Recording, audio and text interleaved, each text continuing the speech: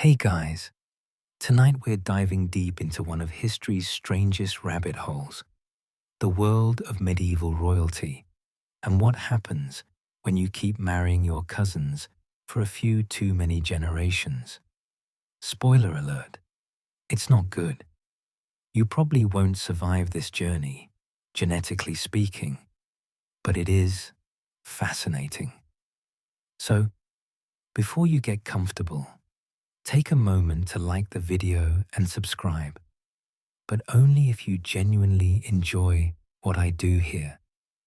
I'm curious, what city are you listening from tonight? And what time is it where you are? Drop it in the comments. I love seeing how far this sleepy little history community stretches. Now, dim the lights, maybe turn on a fan for that soft background hum, and let's ease into tonight's journey together. You step into the dimly lit halls of medieval courts, where stone walls echo with the rustle of heavy velvet gowns and the faint clink of golden chalices. The air hangs thick with incense and intrigue, and right at the center of it all are Europe's royal daughters, women whose lives were woven into a tapestry of power, politics, and perilously close blood ties. Imagine yourself there, slipping past flickering torchlight, overhearing whispers about alliances sealed not with love, but with lineage. These weren't just fairy tale princesses waiting for a charming prince. They were strategic assets, traded like priceless jewels to keep dynasties intact. But here's the twist. In trying to hoard their thrones, these families often sowed the seeds of their downfall through generations of inbreeding. Picture the scene unfolding before you, a grand banquet in a drafty castle, where a young noblewoman in embroidered silks is introduced to her betrothed. He's handsome enough, with a familiar jawline and eyes that mirror her own family's portraits. That's because he's not a stranger from a far-off land. He's her cousin, or perhaps her uncle, chosen to ensure no outsider claims a slice of the empire. This wasn't some quirky exception. It was the rule. Dynasties like the Habsburgs, Capetians, and Trastamaras treated marriage as a battlefield tactic, where keeping it in the family meant castles stayed secure, borders remained unchallenged, and legitimacy flowed unbroken. You can almost feel the weight of those decisions pressing down, like the heavy crowns they wore, as these women navigated a world where biology bowed to ambition. One mainstream historical fact stands out. The Habsburgs, for instance, built their vast empire through a series of calculated unions, starting in the late Middle Ages. By marrying relatives across generations, they amassed territories from Spain to Austria, creating a powerhouse that dominated Europe for centuries. But this came at a cost. Geneticists today calculate that some Habsburg offspring had inbreeding coefficients rivaling those of sibling unions, leading to a host of inherited issues. You wander deeper into this narrative, sensing the irony. What was meant to strengthen often weakened, turning blue blood into a liability. And here's a quirky fringe tidbit you might not have heard. Some royal matchmakers consulted astrologers to predict the outcomes of these cousin marriages, charting stars to see if the union would produce healthy heirs. In one case, a Habsburg princess's horoscope warned of celestial discord due to familial ties. But the wedding proceeded anyway, because who lets a little cosmic grumbling stand in the way of an empire? It's almost comical, imagining these stern advisors peering at the night sky, hoping Venus would overlook the fact that the bride and groom shared great-grandparents. Historians still argue whether this inbreeding was a deliberate strategy or a desperate fallback when foreign alliances turned sour. Some say it was pure pragmatism, marry close to avoid wars over inheritance, while others contend it stemmed from a deep-seated arrogance, believing only their blood was pure enough to rule. You ponder this as you glide through imagined corridors, past tapestries depicting triumphant battles, wondering if these women ever questioned the path laid out for them. As you delve further, you encounter the first waves of consequence rippling through these royal lives. These daughters weren't passive. Many were sharp diplomats, regents who steered kingdoms while their husbands waged wars. Yet their bodies bore the brunt.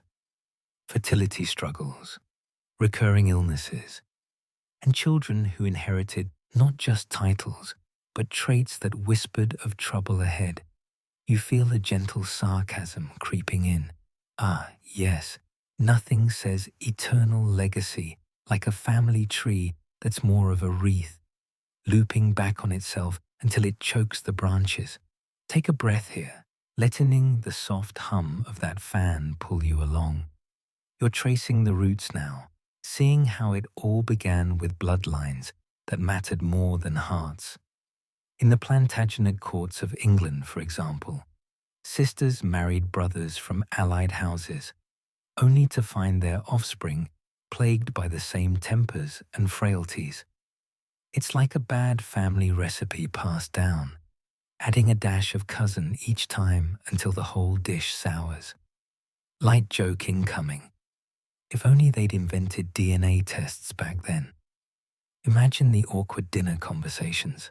Honey, turns out we're 12.5% too related. Pass the mead? You continue wandering these mental halls, noticing how the church played its part. Technically, incestuous unions were forbidden, but popes handed out dispensations like party favors to royals who promised to keep the faith strong. One pope even joked in a letter, okay, not really, but you can picture it, that as long as the donation to Rome was generous, God would overlook a little shared ancestry. Scholars debate whether these exemptions accelerated the decline or merely papered over cracks already forming. Deeper still, you uncover the personal toll on these women. They were mothers of empires, yet many spent nights in cold chambers, grieving losses blamed on fate or sin. A fringe debate lingers. Were some melancholies actually early depression from isolation, or genuine genetic shadows? You smirk softly. History's way of saying therapy wasn't invented yet. As you ease toward the end of this route exploration, the courts feel alive around you, full of potential and peril. These royal daughters shaped continents, but at what price? Their tangled roots set the stage for rises and falls, empires blooming then wilting under the weight of their design. You sense the journey unfolding, pulling you gently forward into the next layers of this sleepy saga, where the consequences start to bloom in full, thorny detail. You drift deeper into the shadowy corridors of these ancient courts, where the air grows heavier with the scent of aged parchment and flickering candle wax, pulling you along like a gentle current toward the heart of it all. The reasons behind those fateful unions. The stone walls seem to lean in closer now, whispering secrets of ambition wrapped in silk and sealed with wax stamps. As you uncover why Europe's royals so often chose to wed within their tangled bloodlines, turning family gatherings into potential betrothal feasts. It's a world where love was a footnote, if mentioned at all, and power was the main course, served with a side of strategic calculation that ignored the lurking dangers of biology. Feel the chill seeping through the cracks in the masonry as you imagine yourself at one of those pivotal council meetings, hidden behind a tapestry, eavesdropping on kings and advisors plotting the next move.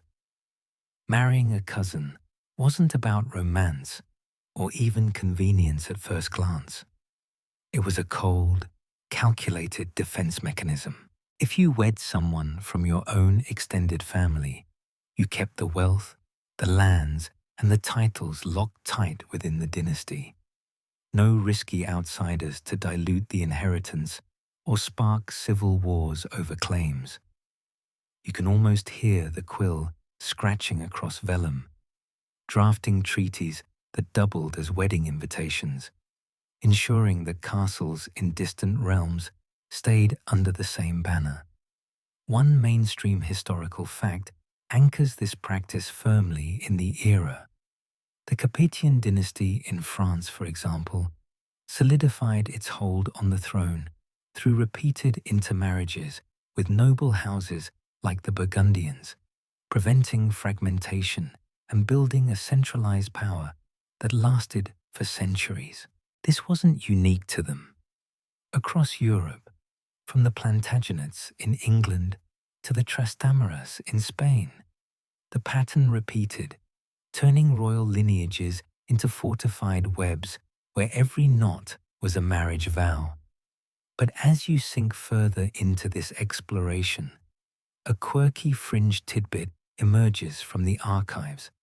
Some royals consulted alchemists, not just for turning lead into gold, but for potions meant to purify the blood before these cousin weddings, blending herbs like mandrake and saffron in hopes of warding off any inherited curses. It's almost endearing, in a misguided way, picturing a queen sipping a bitter brew under the full moon, all to make sure her offspring didn't inherit great-uncle's unfortunate limp. Light joke here. Talk about a family recipe for disaster. Add 1 part cousin, stir in superstition, and hope it doesn't curdle the gene pool. You pause in this mental wander, sensing the sarcasm bubbling up softly. Oh, sure, because nothing says happily ever after. Like realizing your spouse is also your second cousin once removed, and your kids might end up with the family heirloom of recurring headaches. Yet, the costs mounted quietly at first, hidden behind opulent facades.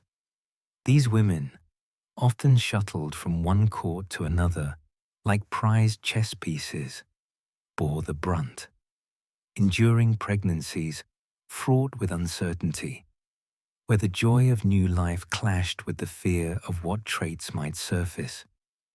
You envision them in lavish chambers, surrounded by midwives and priests, their bodies taxed by the very alliances meant to protect the realm.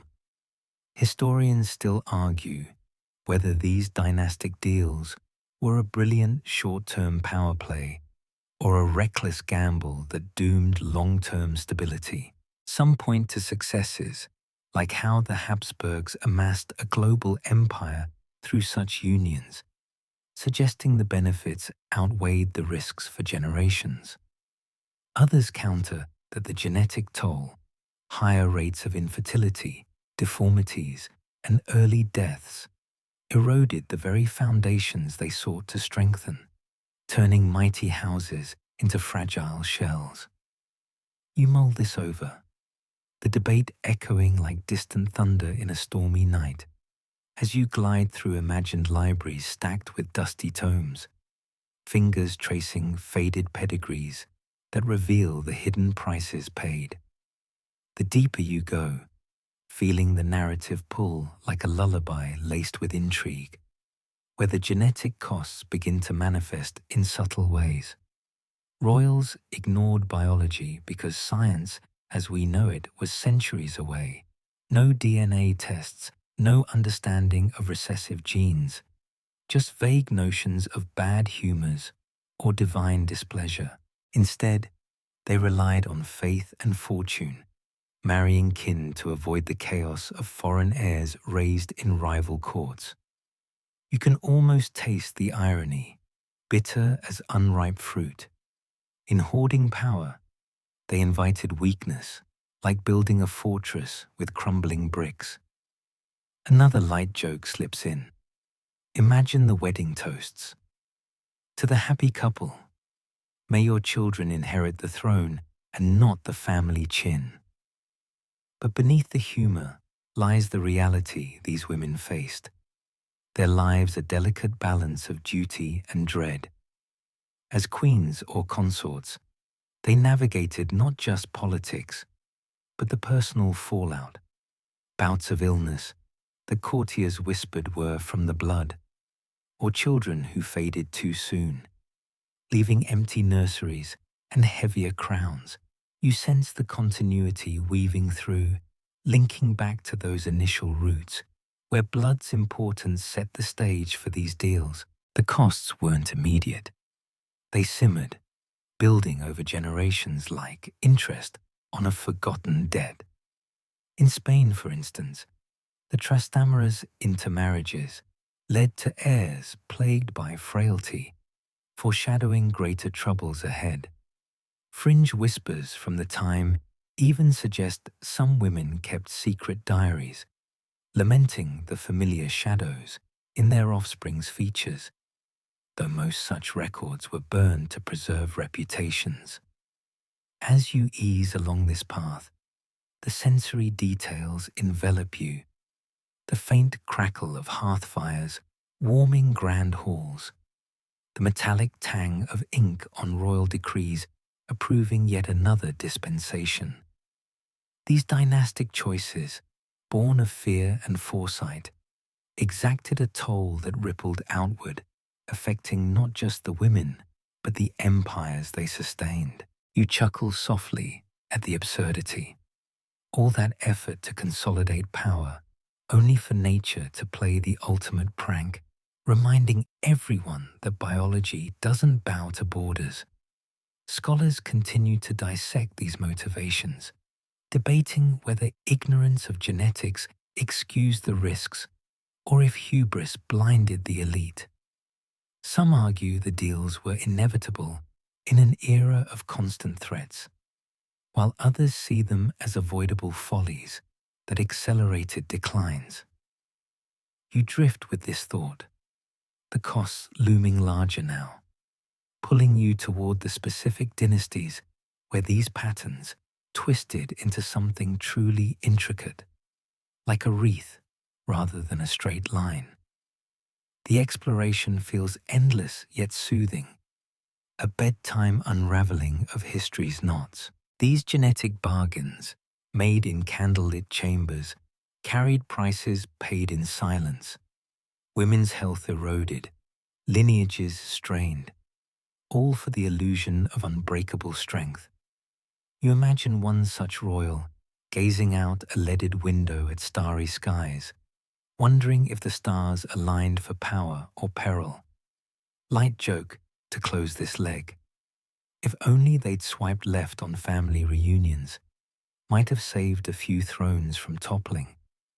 You glide onward through these echoing chambers of history, the faint scent of damp stone and faded tapestries wrapping around you like a comforting shroud, drawing you into the intricate world of the Habsburgs, the undisputed masters of turning family reunions into matrimonial mergers. The walls seem to curve inward now, mirroring the way their lineage twisted upon itself, not branching outward like a healthy oak, but coiling into a wreath, elegant yet suffocating, where every leaf touches another in a perpetual embrace. You meet the women at the core of this genetic spiral, daughters and queens whose lives were laced with duty, diplomacy, and the subtle unraveling of what happens when bloodlines prioritize purity over progress. Imagine yourself wandering the gloomy castles of Austria, where firelight dances on silver goblets and velvet robes conceal the burdens beneath. The Habsburgs didn't just dabble in cousin marriages, they elevated it to an art form, building a sprawling empire from Spain to the Holy Roman lands through unions that drew the net ever tighter. These women were the quiet architects, carrying forward the generational load, not just politically, as mothers of kings and queens, but genetically, as bearers of traits that whispered warnings no one heeded. You can almost hear the rustle of parchments, unfurling pedigrees, where names repeat like echoes in a hall, each marriage a knot pulling the spiral closer. One mainstream historical fact illuminates their dominance. The Habsburgs, through strategic intermarriages starting in the 15th century, controlled territories across Europe and the Americas, creating one of the largest empires in history by the time of Charles V, who inherited realms from both Spanish and Austrian branches. This wasn't luck. It was deliberate, with women like Joanna of Castile linking Castilian and Aragonese crowns to the Habsburg fold, forging a superpower that reshaped the continent. But as you sink deeper into this tale, a quirky fringe tidbit bubbles up from the archives. Some Habsburg women, aware of the recurring family peculiarities like elongated jaws or frail constitutions, secretly consulted herbalists for tonics made from exotic imports like New World chocolate mixed with cinnamon, believing it could freshen the blood before conception. It's whimsically desperate, picturing a queen sipping this concoction by moonlight, hoping to outwit fate, though modern eyes see it as a placebo against inevitable odds. Light joke alert. If only they'd added a splash of common sense, they might have prevented the family portrait from looking like a before and after ad for orthodontics. You pause in this imagined space, feeling a gentle sarcasm drift in like a soft breeze. Ah, the glamour of royalty, where your wedding day doubles as a family tree audit, and till death do us part, might come sooner than expected due to shared recessive genes. These women weren't mere vessels. They were diplomats in their own right, navigating courts where loyalty meant everything, and too much familiarity bred not just contempt, but complications. Take the Capetians or Plantagenets dipping into similar pools. The goal was always consolidation, preventing civil strife by locking down claims. Yet side effects like fertility woes or oddly shaped skulls became glaring over time. Historians still argue whether the Habsburgs' wreath-like tree was a masterful consolidation of power or a self-inflicted stranglehold that doomed their longevity. Some praise it as a triumph of matrimonial strategy, allowing them to hoard influence without foreign interference, while others see it as hubris, ignoring clear signs like recurring mental frailties or stillbirths that modern genetics ties directly to inbreeding. You mull this over, the debate humming like that background fan as you trace the spiral's path through specific lives. Women who embodied both the empire's rise and its hidden fractures. The deeper you venture, the narrative coiling around you, sensory whispers of crackling hearths and distant lute strings easing the way. These royal daughters, from stone palaces in Spain to glittering French courts, carried the weight, politically as breeders of legacy, genetically as links in a chain growing heavier. You envision them in velvet-draped chambers, pregnant with heirs and history, their loyalties tested by unions that blurred family and fate. Light joke incoming. Nothing spices up a marriage like realizing your husband is also your nephew. Talk about keeping it all in the family, inheritance and insomnia included. The spiral tightens as you meet figures like the Trastamaras women, whose intermarriages birthed tragic tales, or the Low Countries courts, where blood meant both bond and burden. A fringe curiosity here. Portraits of these queens often had jaws subtly redrawn by artists, airbrushing before Photoshop, to mask what DNA had etched too boldly. Scholars ponder if this was vanity or propaganda, debating how much nature versus nurture shaped personalities. Was a queen's melancholy inherited or forged by endless duty? You feel the pull forward, connecting back to those dynastic deals, where costs mounted in shadowed nurseries and hushed consultations. These Habsburg women, brilliant rulers or trapped diplomats, navigated a world where family ties strangled as much as they supported. Another light joke to soften the edge. If their trees were wreaths, at least the funerals came pre-decorated, crowns optional, regrets mandatory. As you ease along, the wreath's loops reveal empires rising on marriages that strangled themselves, women at the center bearing unlucky traits amid political loads. You sense the continuity, roots feeding into this spiral where logic birthed absurdity, hoarding power through blood that thinned its strength.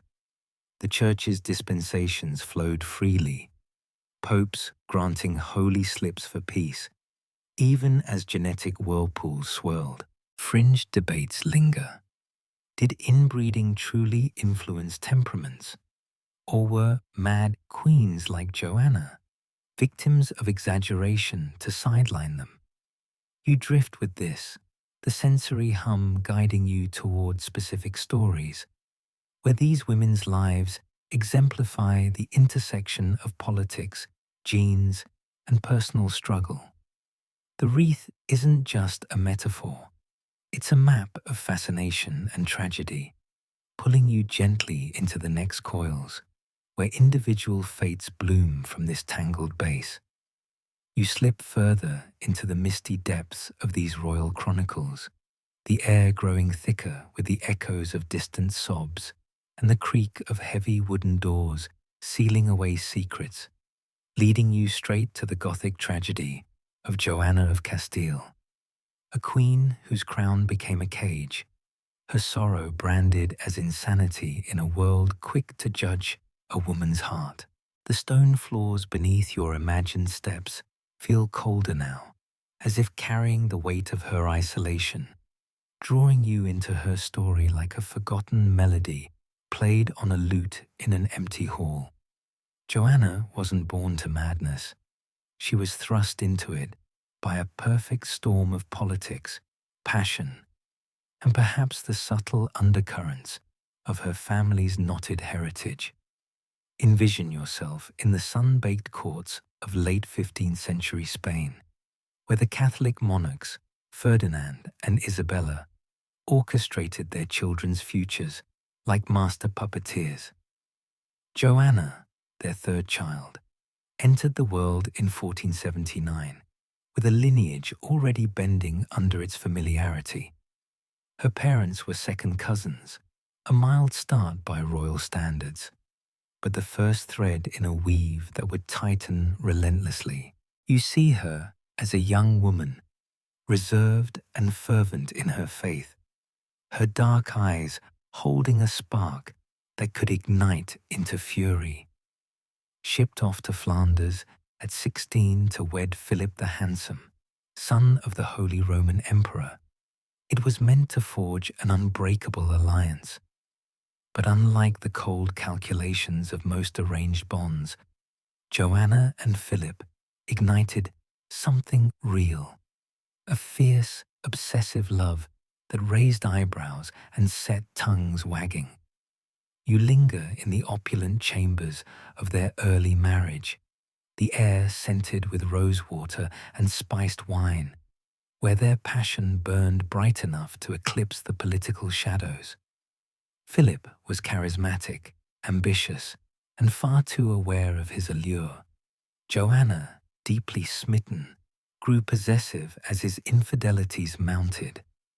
Court gossip painted her reactions, screams, shattered vases, even an alleged scissor attack on a flirtatious attendant, as unhinged.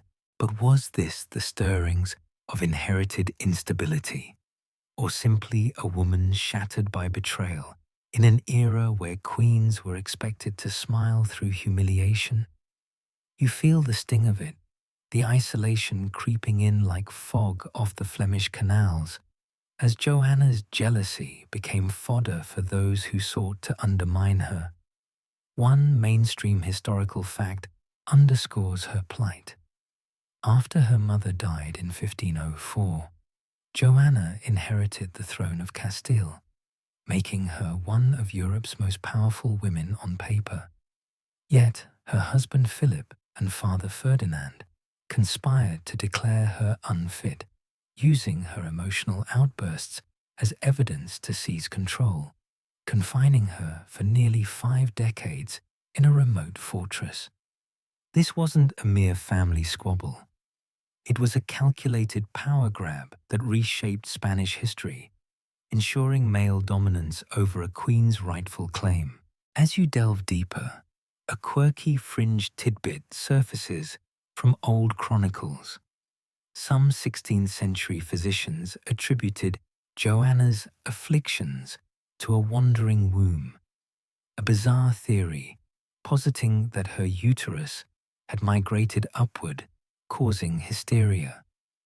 Treatments included herbal poultices, enforced prayers, and even talk of exorcism, as if expelling demons could fix what politics had fractured. It's oddly humorous in hindsight, like blaming a bad mood on misplaced organs, but it highlights how little understanding there was of mental health, let alone any genetic factors at play. Light joke incoming. If only they'd invented therapy couches instead of iron chains, might have saved Joanna from becoming history's most famous mad aunt. You sense a soft sarcasm weaving through. Oh, the irony of a queen called mad for loving too fiercely in a court where cheating was practically a hobby for kings. Joanna's grief peaked after Philip's sudden death in 1506, possibly from overexertion in a game, though rumors swirled of poison. She embalmed his body, traveling with the coffin across Castile, stopping at monasteries for eternal prayers, even reportedly opening it to gaze upon him. Whispers claimed she barred women from nearing it, fearing spectral seduction. This edges into the realm of true distress, but modern eyes question if it was delusion or weaponized mourning, amplified by isolation and gaslighting from her entourage. Historians still argue whether Joanna's madness was genuine, perhaps bipolar disorder or schizophrenia inherited from her lineage, or largely fabricated by ambitious men to bar her from ruling. Some theories suggest post-traumatic stress from relentless loss and manipulation. Her erratic behavior was exaggerated for convenience. You ponder this, the debate lingering like incense smoke, as you trace how her confinement allowed Ferdinand to consolidate power, while her children were raised far from her grasp, their deaths chipping away at her spirit in solitude. Deeper into her tale, the genetic threads tug subtly. Joanna's union with Philip, her second cousin, concentrated the blood further, flowing down to descendants like Charles II, whose tumbleweed tree mirrored her own.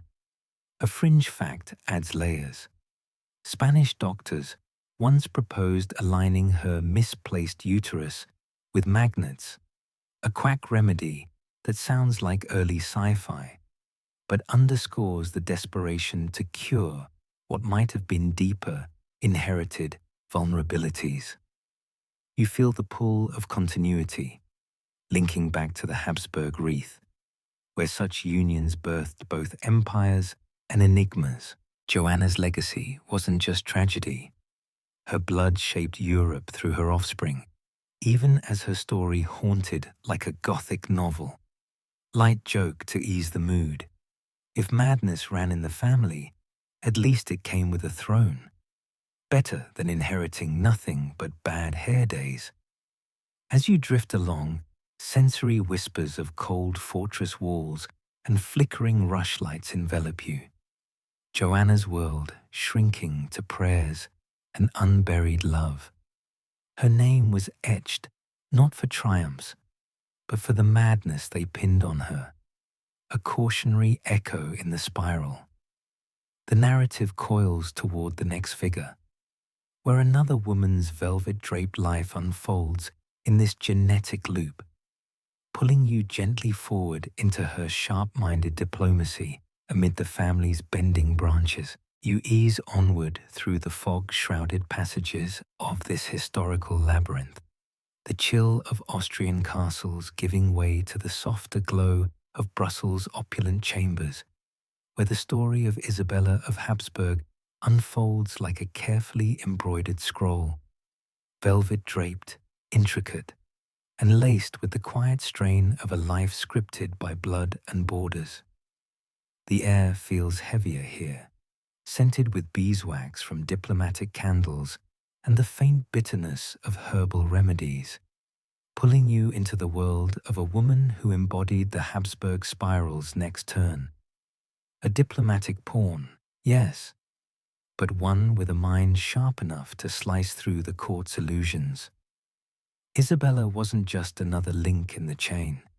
She was a living testament to how these royal daughters navigated their burdens with grace, even as the genetic weight pressed down. Picture yourself in the year 1501, slipping into the nursery where Isabella first drew breath, daughter of Philip the Handsome and Joanna of Castile. Yes, that Joanna, whose tale of grief still echoes from the previous corridors. Her parents were both grandchildren of the same Aragonese couple, meaning Isabella's lineage was already curving awkwardly inward, a prelude to the fuller wreath that would define her family. You watch as she grows in Brussels' refined courts, fluent in tongues and tactics by her teens, her value measured not in smiles or songs, but in the potent Habsburg blood coursing through her veins. By 13, because childhood ended early in these circles, she was wed to Christian II of Denmark, Norway, and Sweden, a match forged for Scandinavian influence, though contemporaries described him as mercurial, a polite code for unpredictable nightmare. You linger in the Danish castles now, the wind howling off the Baltic like a distant lament, as Isabella steps into her role. Uterus as policy, body as bridge between empires. Christian was charming when it suited him, but his open affair with a low-born mistress, Diveke Sigbridsdatter, turned their marriage into a public wound. Isabella bore it stoically, delivering 6 children amid the chill and chaos, though only 3 survived the era's harsh realities of poor sanitation and that ever-looming gene pool. You feel the sting of her position. Raised for political unions, she sat pregnant in stone halls while her husband paraded his lover like a trophy steed. Yet, when Diveke died mysteriously, poisoned cherries perhaps, Isabella rose, stepping into power with a subtlety that belied her youth. One mainstream historical fact highlights her resilience. Isabella's influence swelled after her rival's death, allowing her to govern aspects of the court and even shape diplomacy, her letters revealing a keen political acumen that helped stabilize Christian's volatile reign for a time. This wasn't mere survival, it was strategy, turning personal slights into leverage in a world where women wielded soft power or none at all. As you delve deeper, a quirky fringe tidbit emerges from her correspondence. Isabella was fluent in 5 languages, not just conversational, but diplomatic grade, including Latin for treaties and Flemish for court whispers. Her missives dripped with sarcasm, like one quip about a bumbling envoy being as useful as a leaky goblet, showing a wit that cut through the pomp. It's delightfully human, imagining her penning these under candlelight, pregnant yet plotting, in an era when queens were expected to embroider, not eviscerate with words. Light joke here. If modern royals have PR teams, Isabella had her quill, sharper than any sword, and less likely to draw blood unless the ink spilled. You sense a gentle sarcasm drifting in. Oh, the perks of royal life, where your wedding gift is a kingdom, but your honeymoon includes sharing the castle with your husband's side piece. Isabella's health, however, hinted at the family's inward loop. She endured mysterious illnesses, possibly linked to inherited disorders like hemophilia, dying at just 24 from a sudden affliction. Medieval shorthand for anything from stroke to genetic frailty. Her children carried the concentration forward, their weak constitutions a mirror to her struggles, setting the stage for descendants whose jawlines could grate cheese. Historians still argue whether Isabella was a victim of her ancestry's obsession with purity or simply unlucky in a brutal age. Some cite her early death and offspring's frailties as evidence of genetic fragility, while others note that 16th century mortality was sky-high even for non-royals, arguing environment trumped inheritance. You ponder this, the debate humming softly, as you trace how her sharp mind shone through, holding diplomatic talks in German or French, her sarcasm a shield against the chessboard she was placed upon. Deeper into her velvet burden, the narrative envelops you with sensory whispers, the rustle of her multilingual letters, the distant hum of Scandinavian winds against castle walls.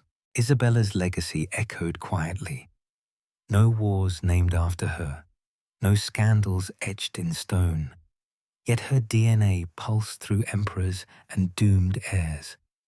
You envision her whispering to posterity, "Skip the cousin next time," though duty bound her silence. Light joke to lighten. If family trees were origami, hers was a disaster, folded so many times it could barely stand. The continuity pulls you back to Joanna's shadow, Isabella's mother, where madness or manipulation set the tone for this genetic loop. Isabella dodged overt tragedy, but carried the inward bend, her children tightening it further. A fringe curiosity, her grandson, Maximilian II, wed his first cousin, their progeny sporting jaws like glass cutters, not the flattering kind. Scholars debate whether her linguistic prowess was nurture's triumph over nature's toll, or if the family's closure stifled even sharper potentials. You drift with this, the burden feeling tangible, the velvet heavy, the expectations heavier. These women, poster children, for when trees fold inward, navigated with intellect amid absurdity.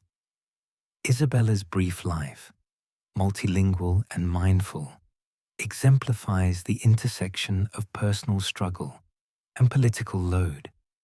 her story a clear lens on royalty's valuation of ties too tight. The spiral coils toward the next, where another region's iron will face similar knots, pulling you gently into her French-Spanish push-pull. And 6. You wander across the mist-shrouded Pyrenees now, the crisp mountain air carrying hints of pine and distant wood smoke, guiding you into the resilient world of Blanche of Castile, a queen whose iron will held France together amid the push-pull of tangled dynasties. Her story a blend of quiet command and the subtle strains of a lineage already looping like forgotten vines. The paths feel narrower here, winding through French chateaux and Spanish strongholds, where the echoes of Latin prayers mingle with the clatter of armored knights, pulling you into a tale less Gothic than Joanna's, but every bit as threaded with familial pressure and the genetic echoes that shaped Europe's noble nets. Blanche wasn't the flashiest queen in the chronicles, but she was the linchpin, a woman who ruled with a steady hand while her bloodline whispered of early spirals. Envision yourself in 1188, stepping into the sunlit halls of Castile, where Blanche first opened her eyes, daughter of King Alfonso VIII and Eleanor of England. Yes, that Eleanor, offspring of Henry II and the legendary Aquitaine Queen, blending Plantagenet fire with Trastamara pride. Her family tree had begun its slow inward curl, as Castilian and French royals interwove to keep power close, third cousins marrying with papal nods that overlooked the tightening threads. You watch her grow into a poised 12-year-old, shipped to France not as the first choice. Her sister Urraca was initially picked, but a last-minute switch, perhaps due to whispers of instability, landed Blanche the role. Why the change? Chronicles squint at suspicions, some saying Urraca seemed too fiery, others hinting at inherited quirks the French crown couldn't risk. You settle into the French court of 1200, the air rich with lavender and roasted meats, as Blanche weds Louis VIII, her third cousin, in a union blessed by dispensation to skirt church rules on close kin.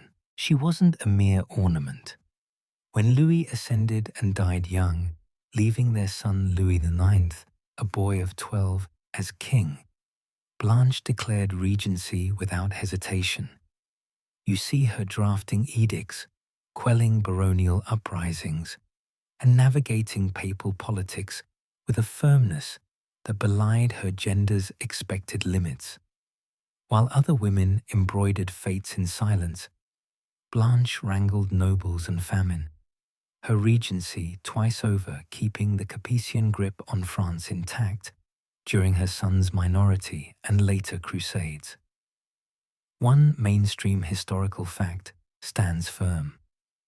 Blanche's sponsorship of the University of Paris marked her as an early patron of learning, funding theology studies and monastic libraries that helped spark Europe's intellectual awakening amid her stern governance. This wasn't fluff. It was calculated, weaving faith and knowledge into the kingdom's fabric to bolster stability.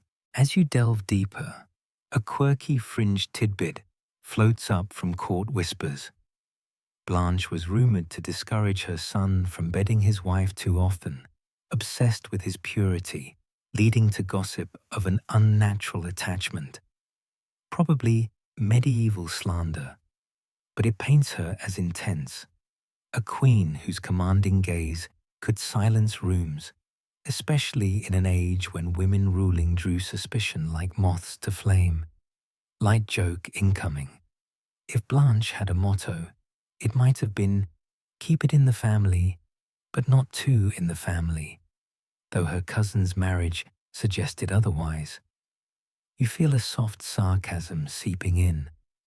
Ah, the joys of regency, where you're drafting treaties by day and dodging accusations of overmothering by night, all while your shared ancestry might be quietly sapping the line's vigor. Blanche bore 13 children, though few reached adulthood. Her siblings' health woes hint at inherited immune frailties from the Plantagenet weave. She suffered migraines and melancholia, that catch-all for what could be depression or hormonal shifts, passed like a polished relic through the family. Historians still argue whether Blanche's migraines and emotional lows were genetic echoes from her knotted roots or simply the toll of ruling in a man's world, where every decision invited scrutiny. Some tie it to shared ancestry, carrying neurological vulnerabilities. Others to the stress of rebellions and widowhood, debating nature's role versus nurture's grind. The deeper you go, the sensory pull strengthens. The flicker of rushlights on parchment, the murmur of council debates where Blanche's voice cut through like steel. Her marriage to Louis, dispensation granted, compounded the pattern, options narrowing to kin to avoid outsider claims. Light joke to ease. Nothing says romance like needing the Pope's permission slip. Talk about holy matrimony with homework. The continuity tugs back to Isabella's burdens, where health whispered warnings amid duty. Blanche amplified it, her regency a flex of will against the spiral's pull. A fringe detail. On her deathbed in 1252, she hallucinated saints, some seeing ecstasy, others a stroke from hereditary woes. Scholars ponder if her Plantagenet blood bore immune weaknesses. Her children's early deaths were statistically high even then. You drift with this, the Iron Regency feeling solid yet shadowed. Blanche holding France while her line compounded, her success a contrast to the toll. Another light joke. If she sponsored universities, maybe she funded one for genealogy. Lesson 1. Cousins optional, fresh air required. As you meander, Blanche's legacy looms as an early knot in the weave, women burdened yet carving paths, her story bridging to the next, where another faces uncle's vows in Portugal's sun. The push-pull continues, pulling you gently into her Iberian chill. You cross the sun-warmed Iberian plains now, the scent of olive groves and salted sea breeze, wafting through the air like a distant memory of warmer alliances, leading you into the strained world of Eleanor of Portugal, a princess whose union chilled the halls of empire, marrying her uncle in a bid to cement power that felt as rigid as the stone palaces around her. The paths wind tighter here, through Portuguese sunlit courtyards, and northward to the austere reaches of the Holy Roman Empire, where the echoes of creaking carriages and murmured vows pull you into a tale of awkward delays, emotional frost, and the genetic déjà vu that made such matches not scandalous, but standard. Eleanor wasn't mad like Joanna or iron-fisted like Blanche. She was the soft-edged romantic, too human for the imperial machinery. Her story a quiet sadness amid the wreath's relentless twist. Envision yourself in 1434, stepping into the vibrant courts of the House of Avis, where Eleanor entered the world as one of King Edward of Portugal's children, by Eleanor of Aragon. Already a name repeating like a familial refrain. Her parents' union layering Aragonese and Portuguese roots into a Celtic knot of ambition. You watch her grow amid artistic splendor, surrounded by siblings destined for thrones, her value as a marriage prize blooming like the citrus trees outside her window. By her teens, she was dispatched northward, her wedding to Emperor Frederick III, a strategic seal to bind Portugal's warmth to the empire's chill. But here's the core tangle. Frederick wasn't just a cousin. Through convoluted marriage lines, he was technically her uncle, a union so knotted it required papal dispensation, turning holy vows into a bureaucratic nod for peace. You settle into the delayed ceremony in Italy, 1452, the air thick with reluctance as Frederick postponed meetings, reportedly unimpressed until seeing her. Prettier than her portrait, he conceded, like a lukewarm review on a medieval dating scroll. Their wedding finally sealed, Eleanor became Holy Roman Empress, a title gleaming like frost on gold. But her life turned strained. Raised in Portugal's relaxed, music-filled halls, she found Frederick's court rigid, frugal, and emotionally barren. He preferred counting coins to courtship, her letters home venting isolation like a homesick sigh. You feel the disconnect.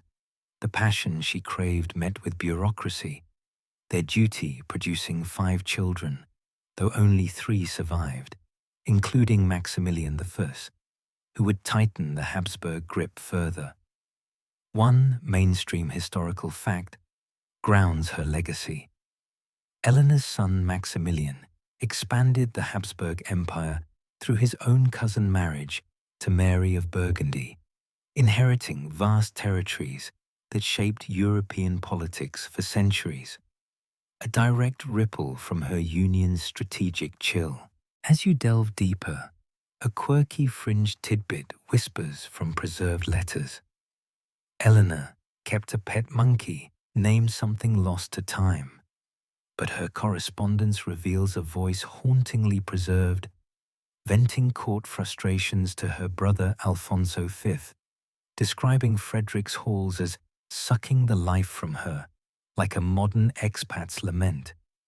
It's touchingly relatable, imagining her pacing Vienna's cold corridors, homesick and misunderstood, her words a rare medieval selfie of emotional neglect.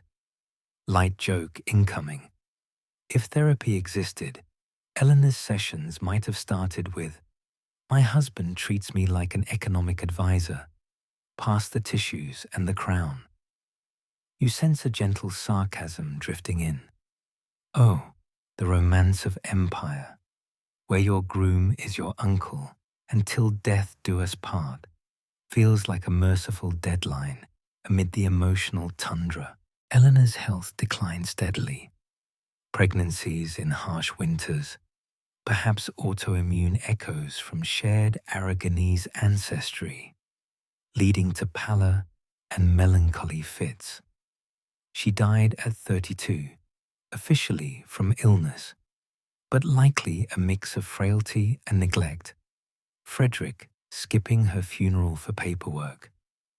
You ponder the toll, her body giving out under duty's grind, her legacy flowing through Maximilian, whose own cousin unions birthed the infamous jaw. Historians still argue whether Eleanor's deteriorating health stemmed from mismatched temperament and court stress, or early genetic accumulation from intermingled houses, some suggesting porphyria, a blood disorder linked to noble lines, explaining her light sensitivity and lows, while others blame medieval medicine's malpractice. The deeper you venture, the narrative envelops with sensory chills, the creak of imperial carriages, the faint jingle of her pet's chain amid lonely nights. Eleanor and Frederick's shared blood concentrated further, their son inheriting jaw hints that symbolized the spiral's toll. Light joke to soften. Nothing warms a marriage like being your spouse's great aunt by technicality. Cozy, right? The continuity tugs back to Blanche's regency strength, where duty forged iron. Eleanor's was softer, romantic edges worn by isolation. her declining vitality a mirror to the family's quiet compounding. A fringe detail, her letters survive, venting like therapy notes, scholars debating if her fits were depression or hereditary neurology. You drift with this, the cold union feeling palpable, the sun of Portugal fading to Vienna's frost, Eleanor's passion unmet by a coin-counter king. Another light joke. If dynasties were dating apps, the Habsburgs swiped right on relatives, match made in heaven, or just a family plan discount. As you meander, Eleanor's legacy looms in her son's expansions, blood carrying Iberian strength and weaknesses, the wreath tightening. The push-pull persists, pulling you toward the next, where a granddaughter masters politics amid the Mobius strip of kin.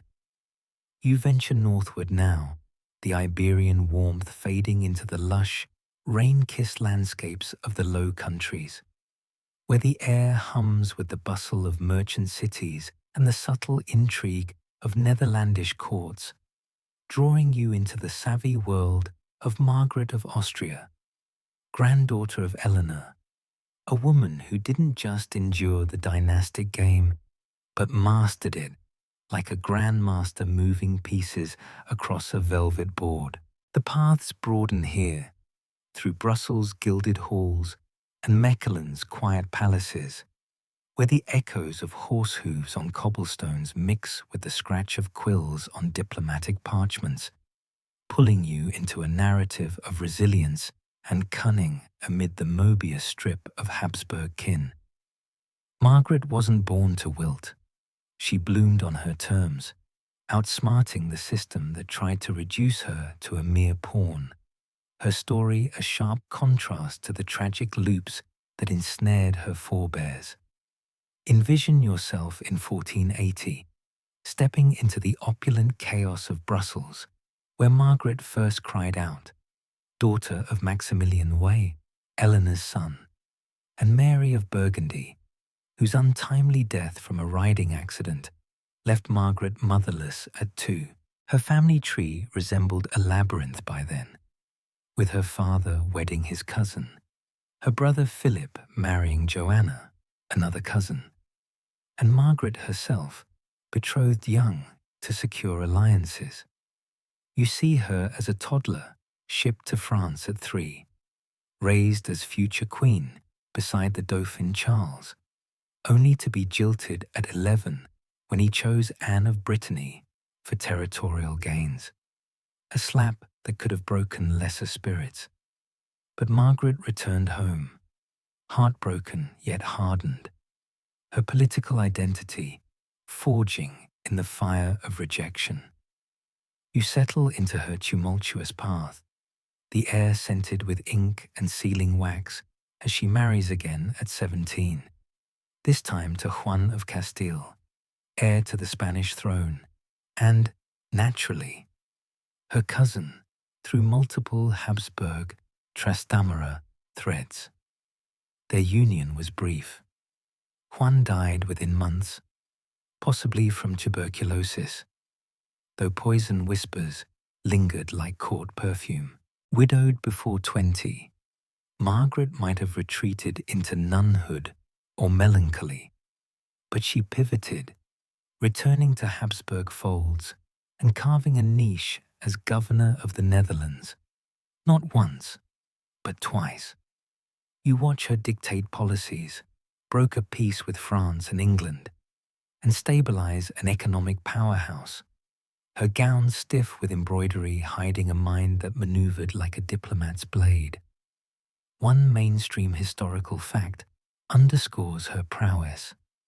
As regent from 1507 to 1515, and again from 1519 until her death, Margaret negotiated the Ladies' Peace of Cambrai in 1529, ending wars between France and the Habsburgs, proving women could wield power without a crown, influencing Europe's direction from behind velvet curtains.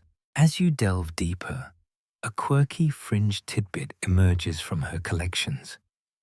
Margaret adored her pet monkey, perhaps named after a courtier she disliked, and amassed books, tapestries, and art.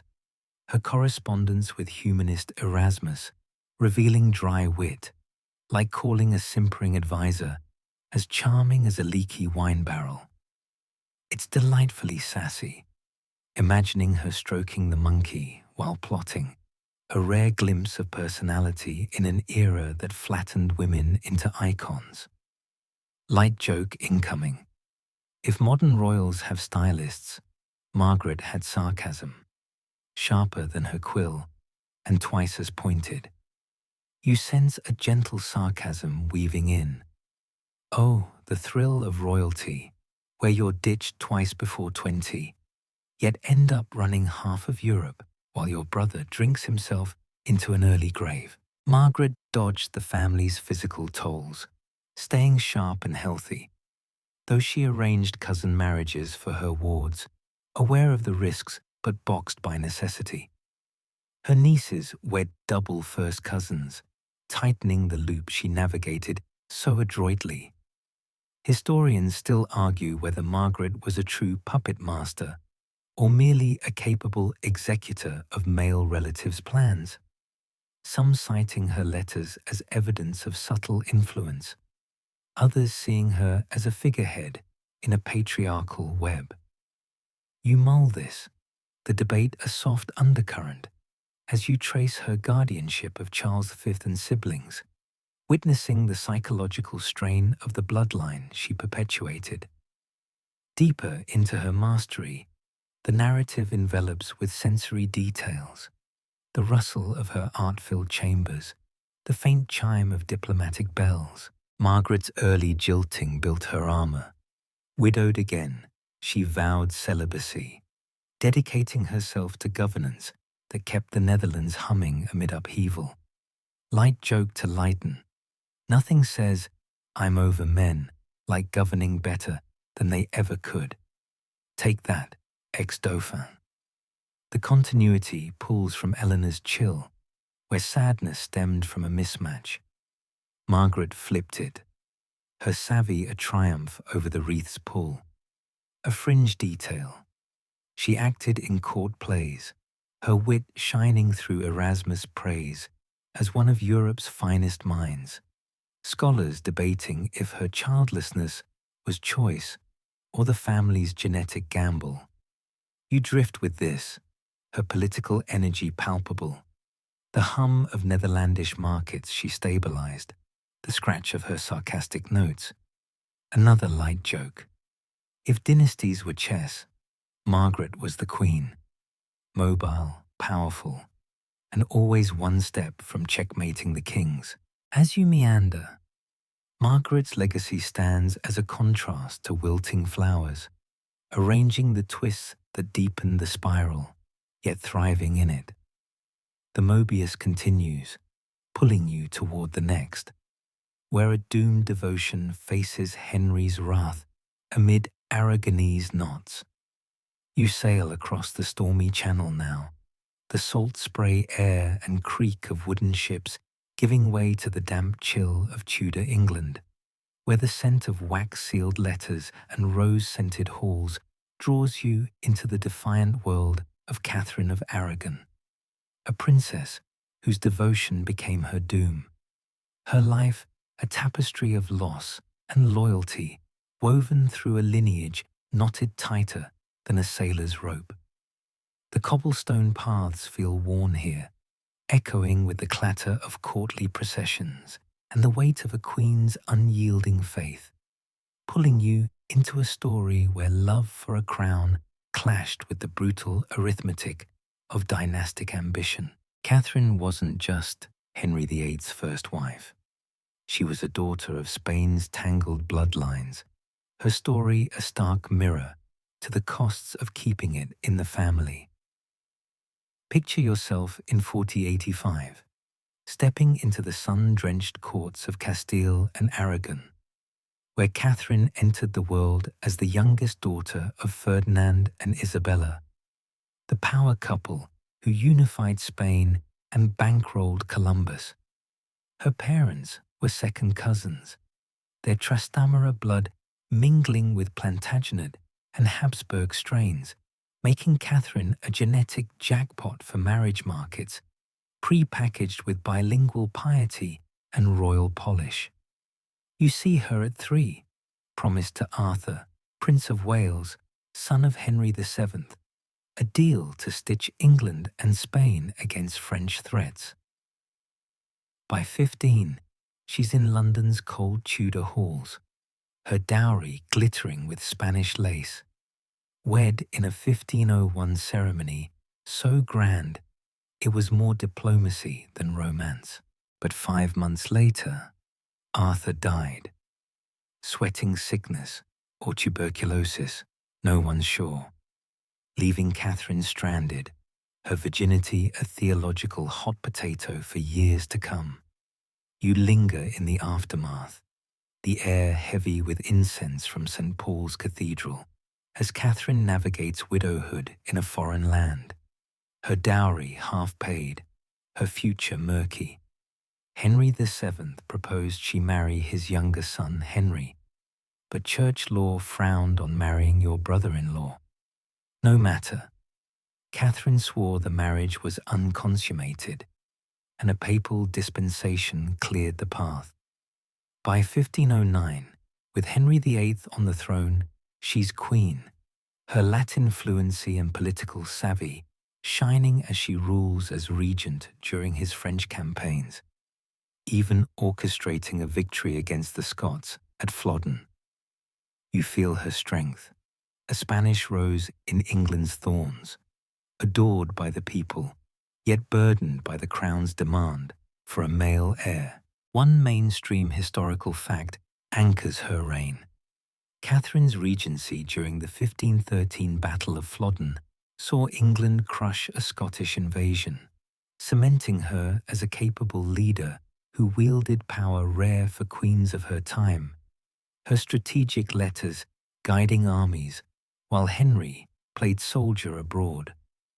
As you delve deeper, a quirky fringe tidbit surfaces. She was a bookworm, translating Latin religious texts in her chambers, a quiet rebellion against the pearls over pages expectation of court ladies. Erasmus praised her intellect, noting she debated theology like a scholar, not just a queen. It's charmingly defiant, picturing her hunched over manuscripts while courtiers gossiped about her fertility. Light joke incoming. If Tinder existed, Catherine's bio would have read, fluent in Latin, loves God, bad at making boys, swipe right for piety. You sense a gentle sarcasm creeping in. Oh, the bliss of queenship, where your husband's love fades faster than your dowry, and every miscarriage feels like a national crisis. Catherine's pregnancies were a slow tragedy.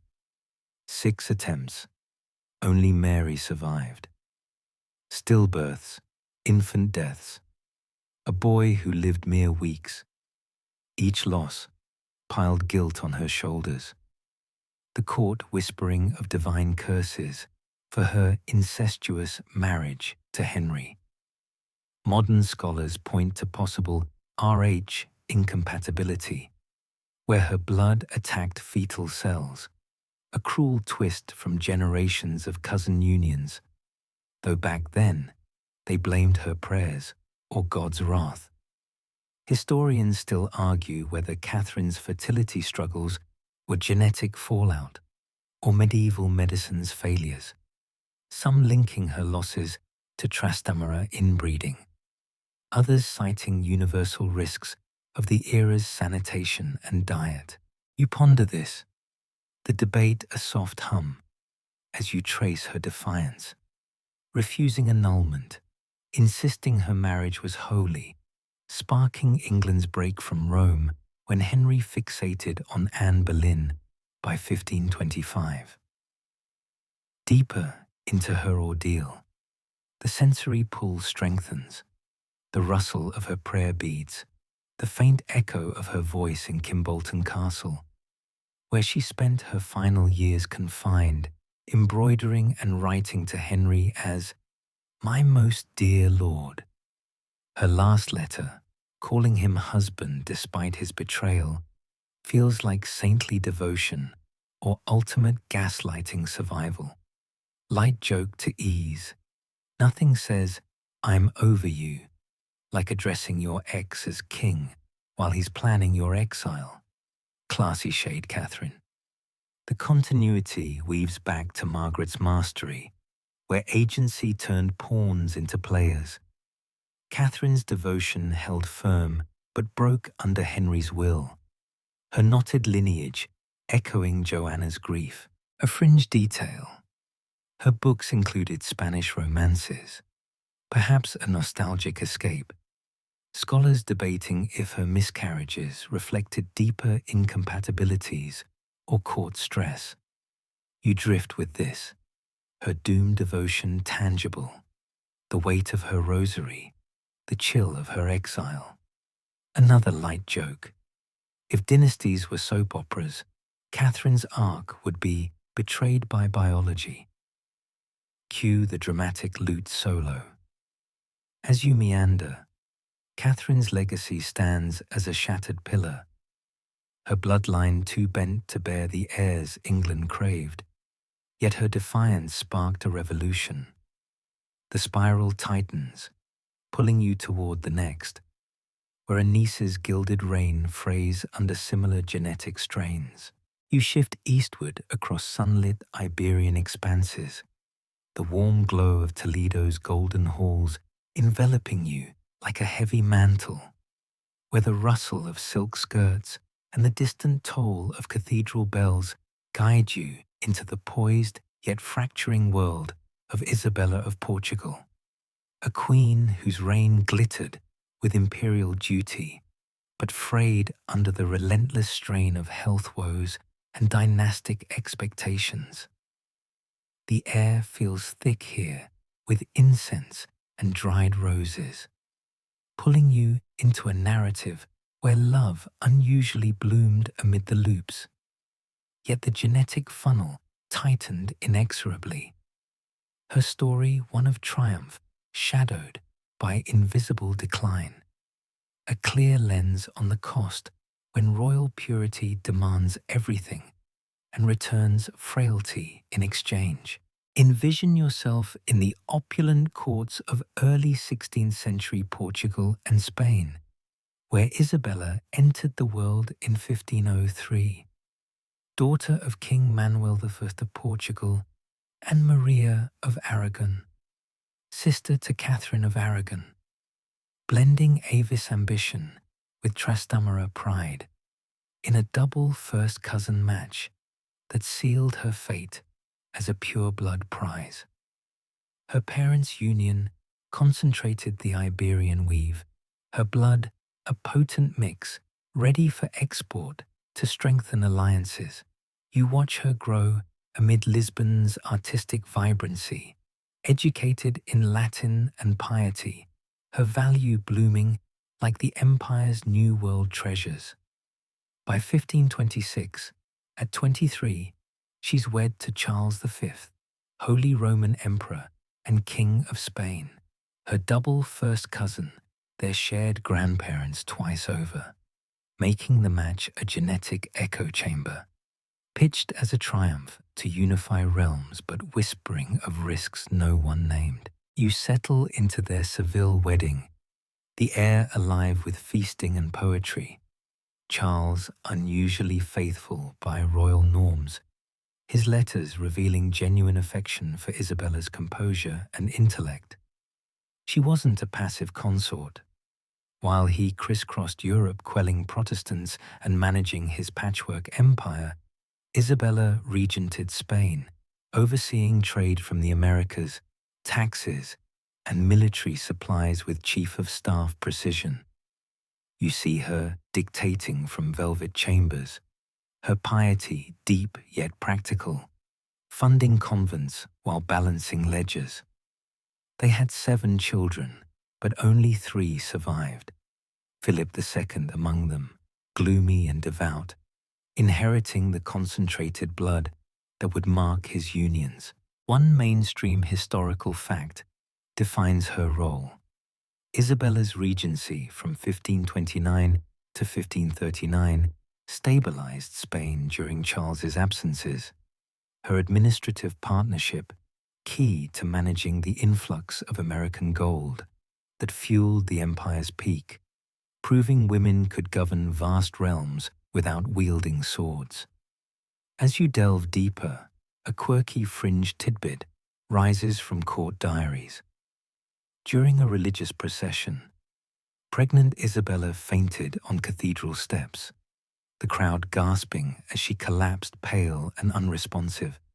She lingered, but never fully recovered, dying at 36 from childbirth complications, a vague term masking hemorrhage or exhaustion from relentless pregnancies.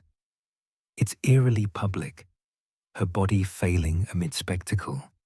Charles devastated, wearing black lifelong and commissioning tombs in her honor, retiring to clockmaking in a monastery, oddly fitting for a man sinking a ticking empire. Light joke incoming.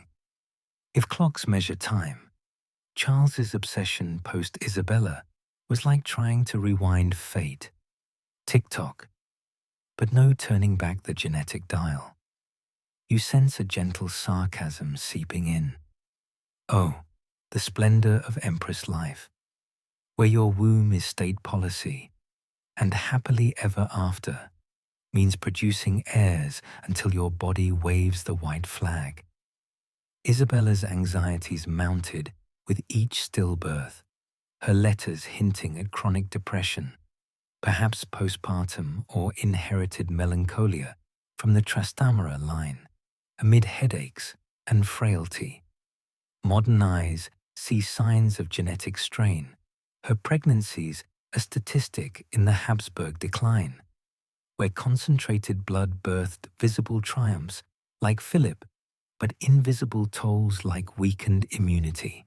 Historians still argue whether Isabella's early death and losses were turning points from strategic unions to surrender, some tying it to inbreeding's recessive buildup, others to the era's medical limits and stress of regency. You mull this, the debate a lingering haze, as you trace how her marriage marked the shift. Habsburgs no longer just allying, but recycling blood, because outsiders didn't match their purity. Her son Philip marrying nieces and cousins, the loop cinching fatal.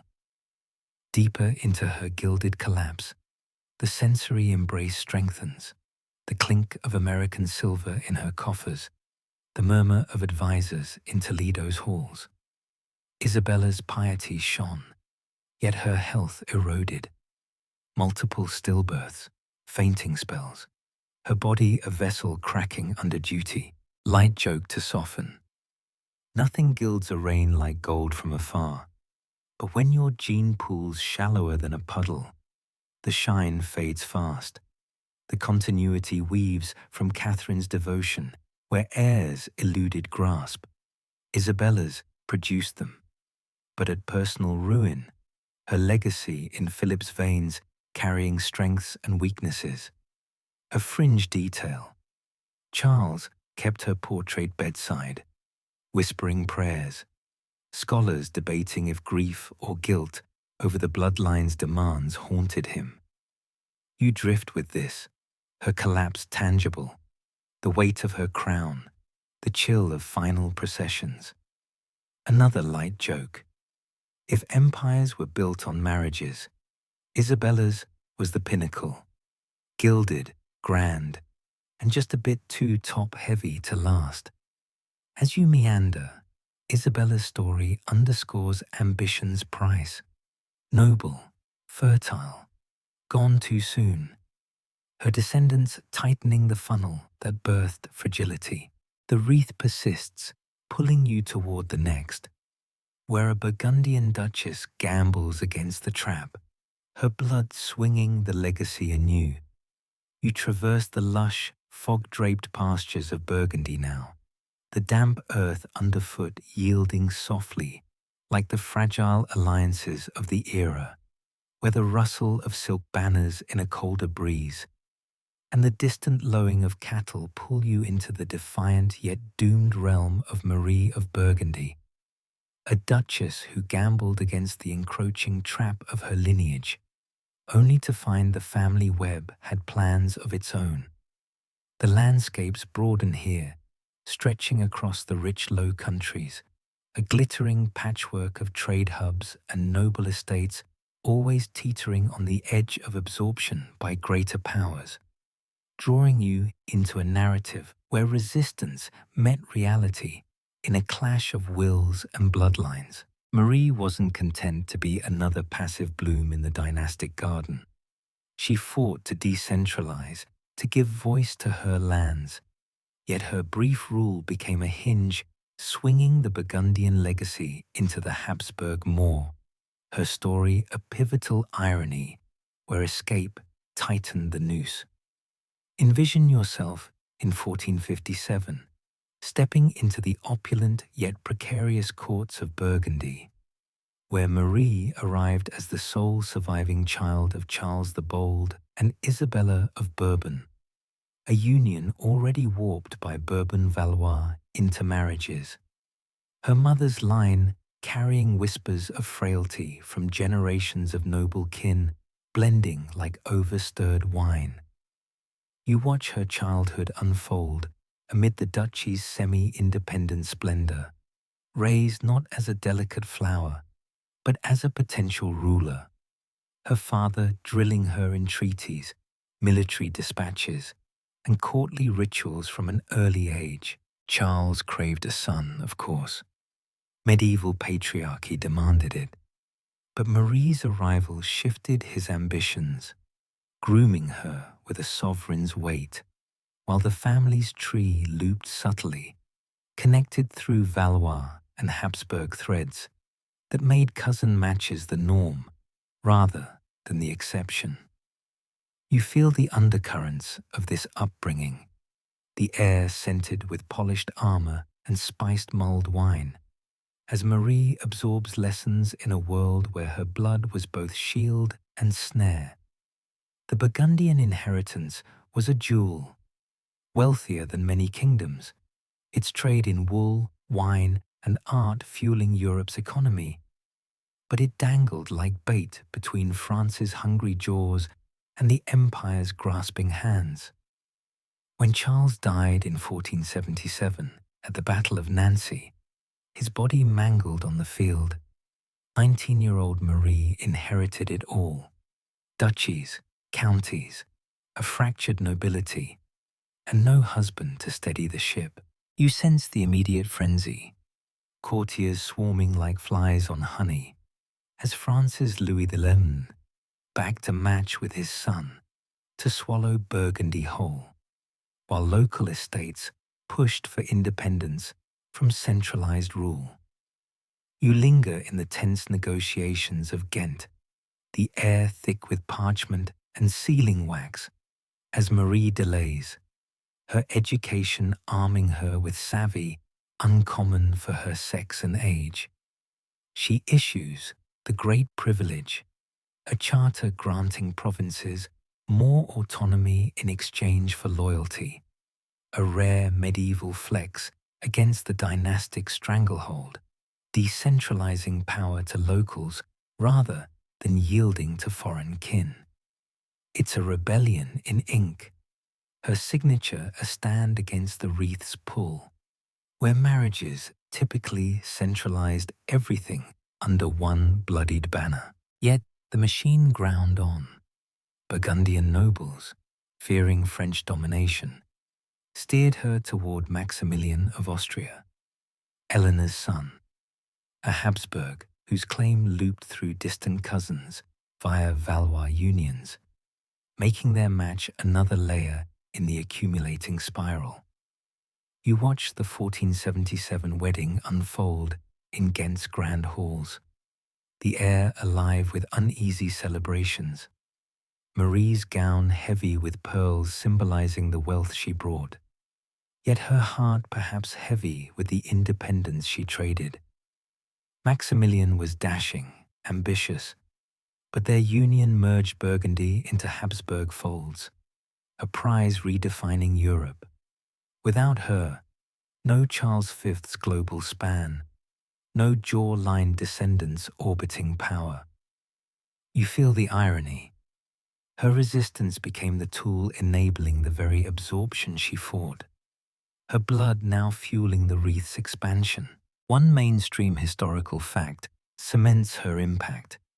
Marie's marriage to Maximilian transferred the Burgundian inheritance to the Habsburgs, sparking conflicts like the Burgundian War's aftermath and setting the stage for the Dutch Revolt, reshaping the Low Countries into a battleground of empires for centuries. As you delve deeper, a quirky fringe tidbit emerges from later archaeological digs.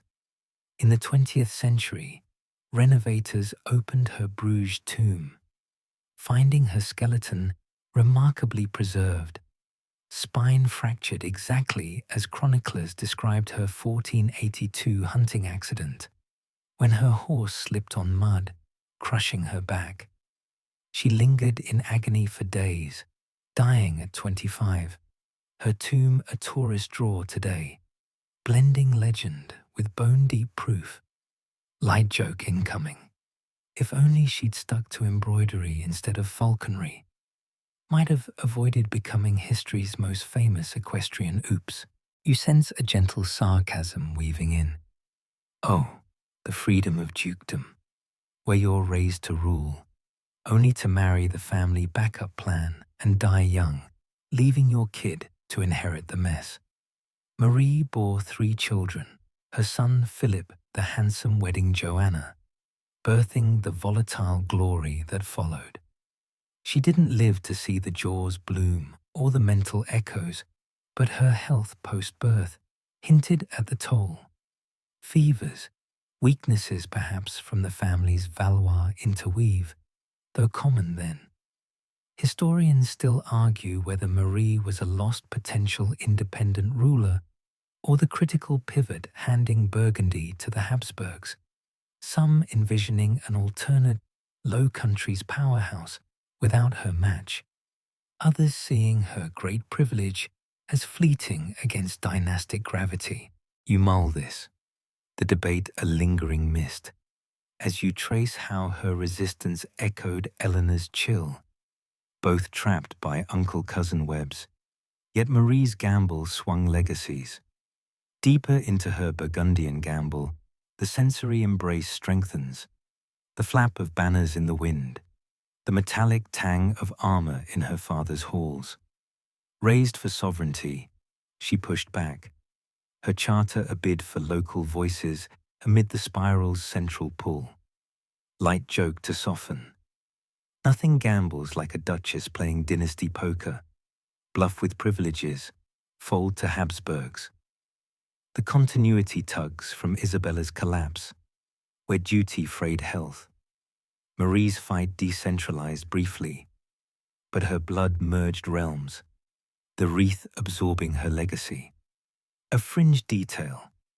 Chroniclers noted her wasting post-accident, scholars debating if autoimmune from kin ties or mere trauma. You drift with this, her gamble palpable, the mud-slick road where fate slipped, her spine the metaphor for a duchy bent under weight. Another light joke. If family trees were casinos, Marie bet the house, and lost to the house, literally. As you meander, Marie's story underscores escape's illusion, her descendants long-faced and melancholic, bound by blood too thick. The trap snaps, pulling you toward the next, where a niece's incestuous vows darken the Spanish net.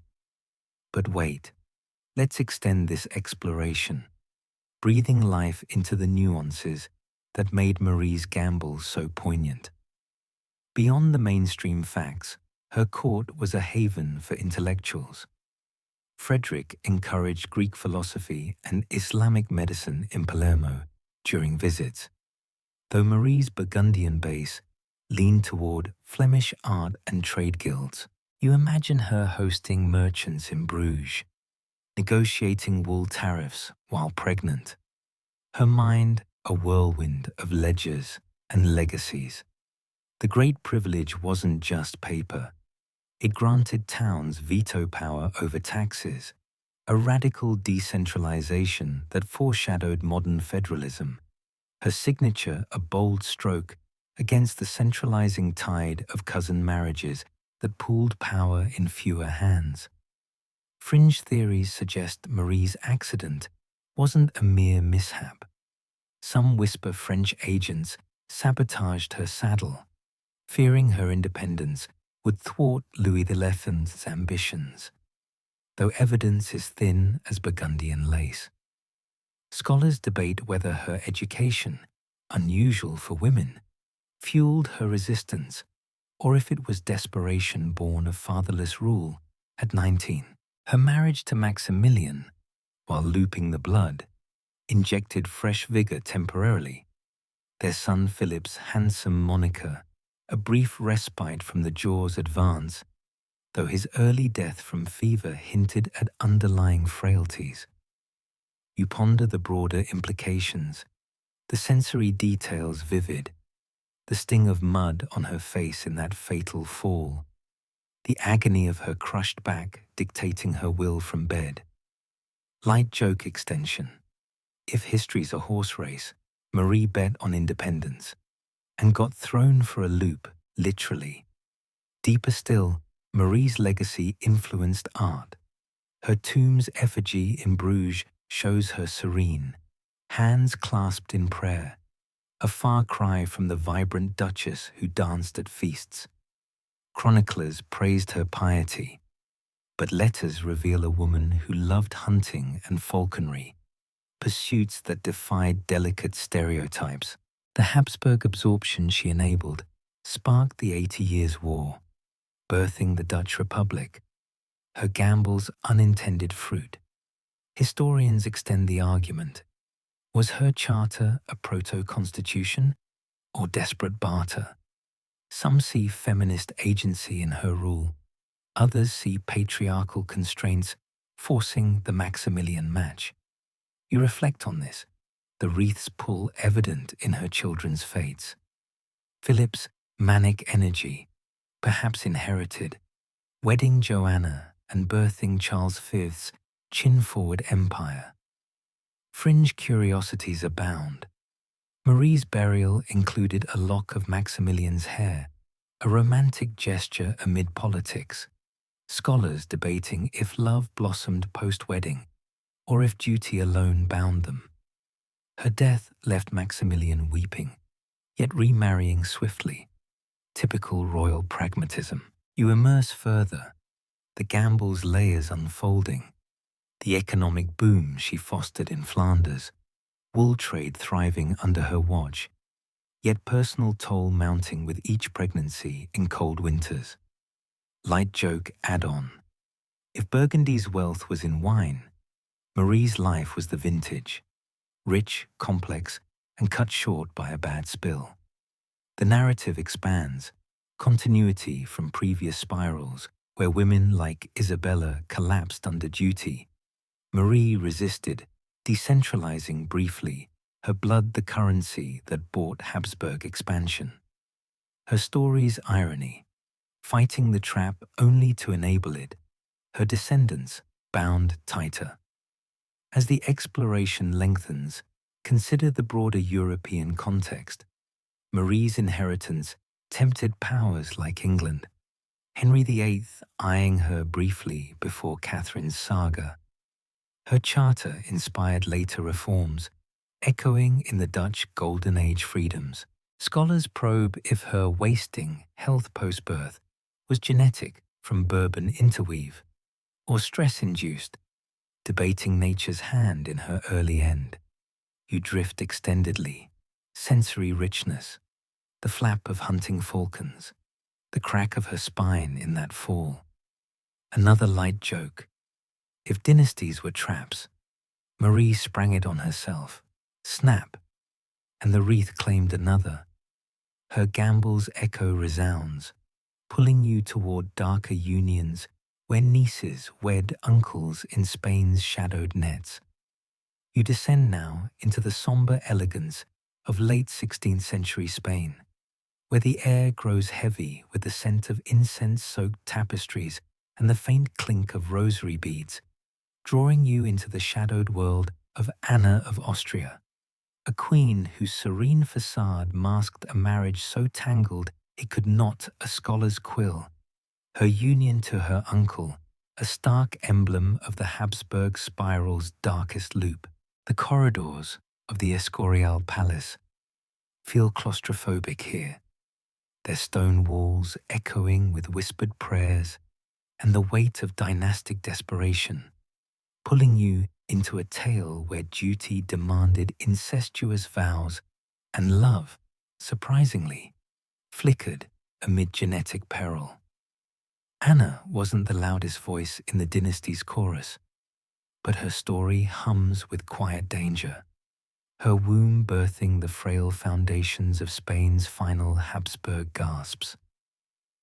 Picture yourself in 1549, stepping into the Viennese courts where Anna first drew breath, daughter of Maximilian II, Holy Roman Emperor, and Maria of Spain, her mother the sister of Philip II, making Anna both niece and cousin to her future husband through multiple Habsburg threads. The family tree here isn't a tree. It's a plate of spaghetti, every strand touching another, doused in holy oil for papal approval. You watch her grow, raised in a court buzzing with Latin debates and Catholic fervor, her education sharpening her for the inevitable, a marriage to cement the Spanish-Austrian bond. By 1570, at 17, she's wed to Philip II, her 43-year-old uncle, his fourth wife, after 3 cousin marriages, the Pope granting a dispensation, despite raised Vatican eyebrows, because power trumped propriety every time. You settle into their Madrid court, the air thick with somber piety, Anna's black velvet gown heavy as the expectations she carried. Philip, reserved and devout, adored her in his austere way, their marriage oddly peaceful compared to his prior unions. No scandals, no public spats, just a shared commitment to Catholic purity and dynastic survival. She bore 5 children in quick succession, 4 surviving infancy, a Habsburg miracle, given the gene pool's shallow end. Among them was Philip III, who'd inherit his father's throne, but not his vigor, his listless rule, a whisper of the decline. Anna's blood helped seed. You feel her role's weight, a queen expected to churn out heirs from a lineage so interwoven it groaned under its history. One mainstream historical fact anchors her impact. Anna's marriage solidified the Spanish-Austrian Habsburg alliance, ensuring Spain's dominance in Europe during Philip II's reign, her fertility securing a successor who carried the empire forward, albeit shakily, into the 17th century. As you delve deeper, a quirky fringe tidbit surfaces from court records. Anna was obsessed with collecting saintly relics, her private chapel a macabre museum of bones, robe fragments, and supposed splinters of the true cross, as if amassing holiness could offset the sin of uncle-niece vows. It's oddly poignant, picturing her praying amid skeletal souvenirs, perhaps a coping mechanism for a life where choice was a stranger. Light joke incoming. If modern royals collect Instagram likes, Anna collected saint bits. Same vibe, just holier and creepier. You sense a gentle sarcasm weaving through.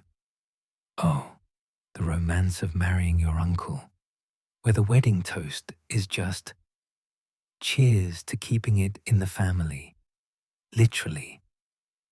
Her children showed early signs of the Habsburg toll. Philip III grew indecisive, reliant on corrupt favorites, his reign marking Spain's slow fade. Anna herself seemed to dodge the worst physical curses.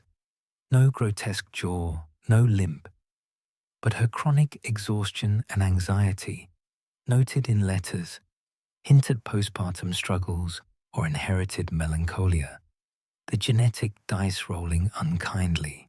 Historians still argue whether Anna knew the full extent of her genetic entanglement with Philip, some saying she was complicit in dynastic purity, others arguing she was trapped by a system that saw her as a womb first, woman second.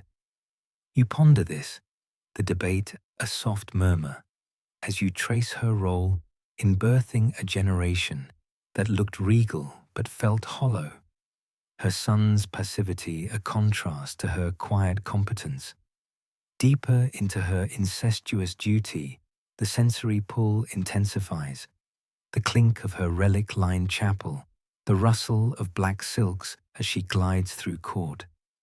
Anna played her part perfectly, her piety a shield, her patience a crown. But the toll crept in. Childbirth complications claimed her at 30, Philip locking himself away in grief, keeping her portrait bedside like a penitent's vow, light joke to ease. Nothing says eternal love like marrying your niece and then mourning her with a painting.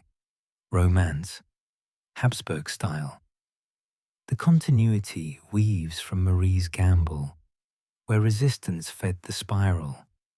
Anna's compliance deepened it, her children the next link in a chain growing brittle. A fringe detail. Her son Philip III showed early mandibular prognathism, the Habsburg jaw's soft debut. Scholars debating if her health masked deeper genetic flaws or if she was a statistical outlier in a crumbling line. You drift with this, her duty palpable, the weight of velvet, the chill of Philip's somber gaze. Another light joke. If family reunions were awkward, Anna's wedding was the ultimate icebreaker. Everyone's related, no introductions needed. As you meander, Anna's legacy looms as a quiet danger. Her children carried the empire, but also its cracks, the spiral tightening toward collapse. The net darkens, pulling you toward the next, where a sister-in-law's silent power defies the same cursed genes in Spain's fading light.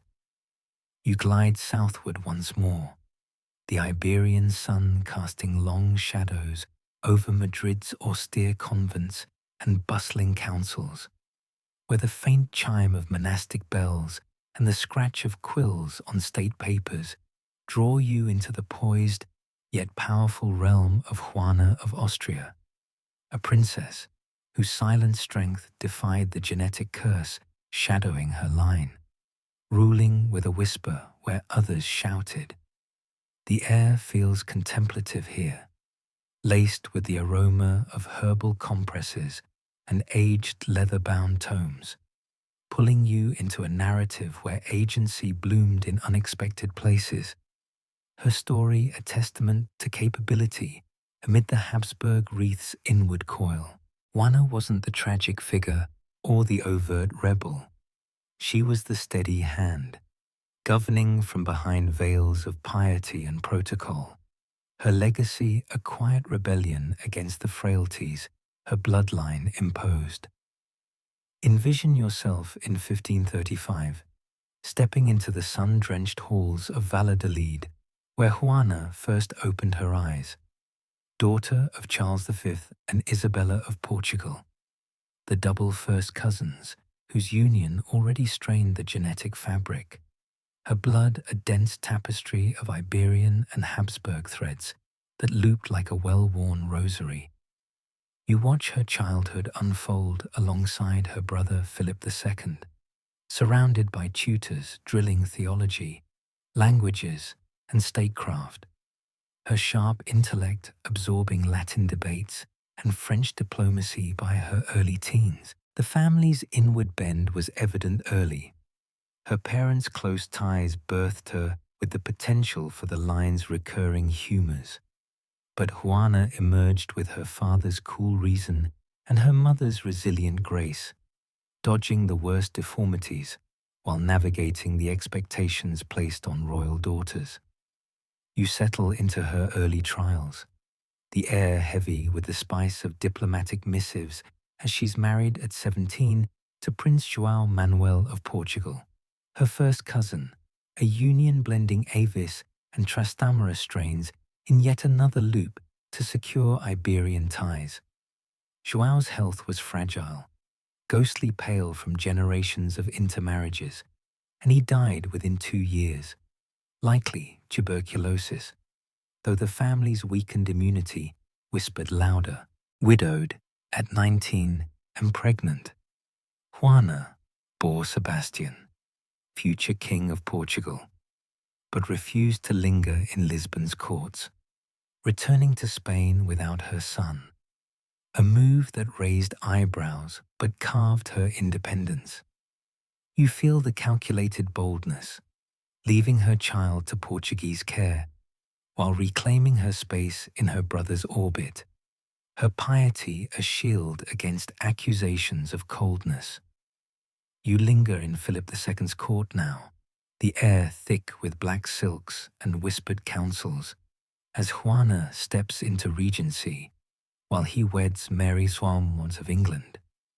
She governs Spain with unyielding precision, balancing finances, military affairs, and diplomacy. Her voice never raised yet commanding silence in bickering councils.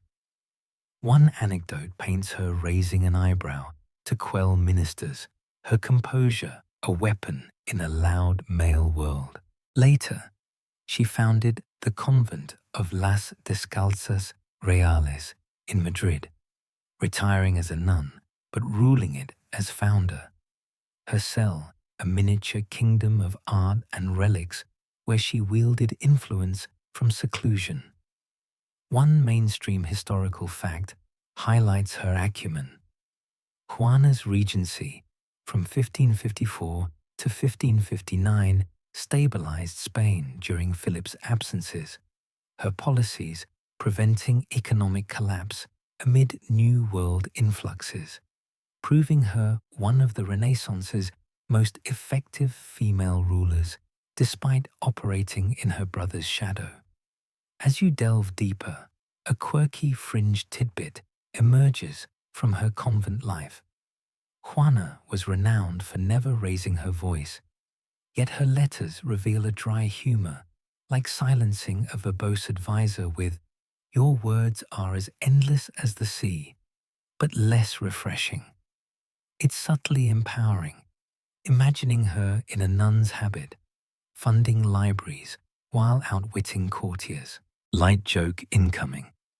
If modern CEOs have power suits, Juana had her veil. Same intimidation factor, plus eternal style points. You sense a gentle sarcasm drifting in.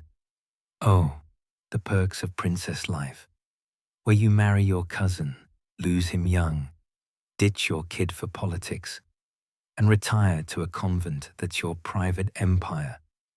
Talk about work-life balance, medieval edition.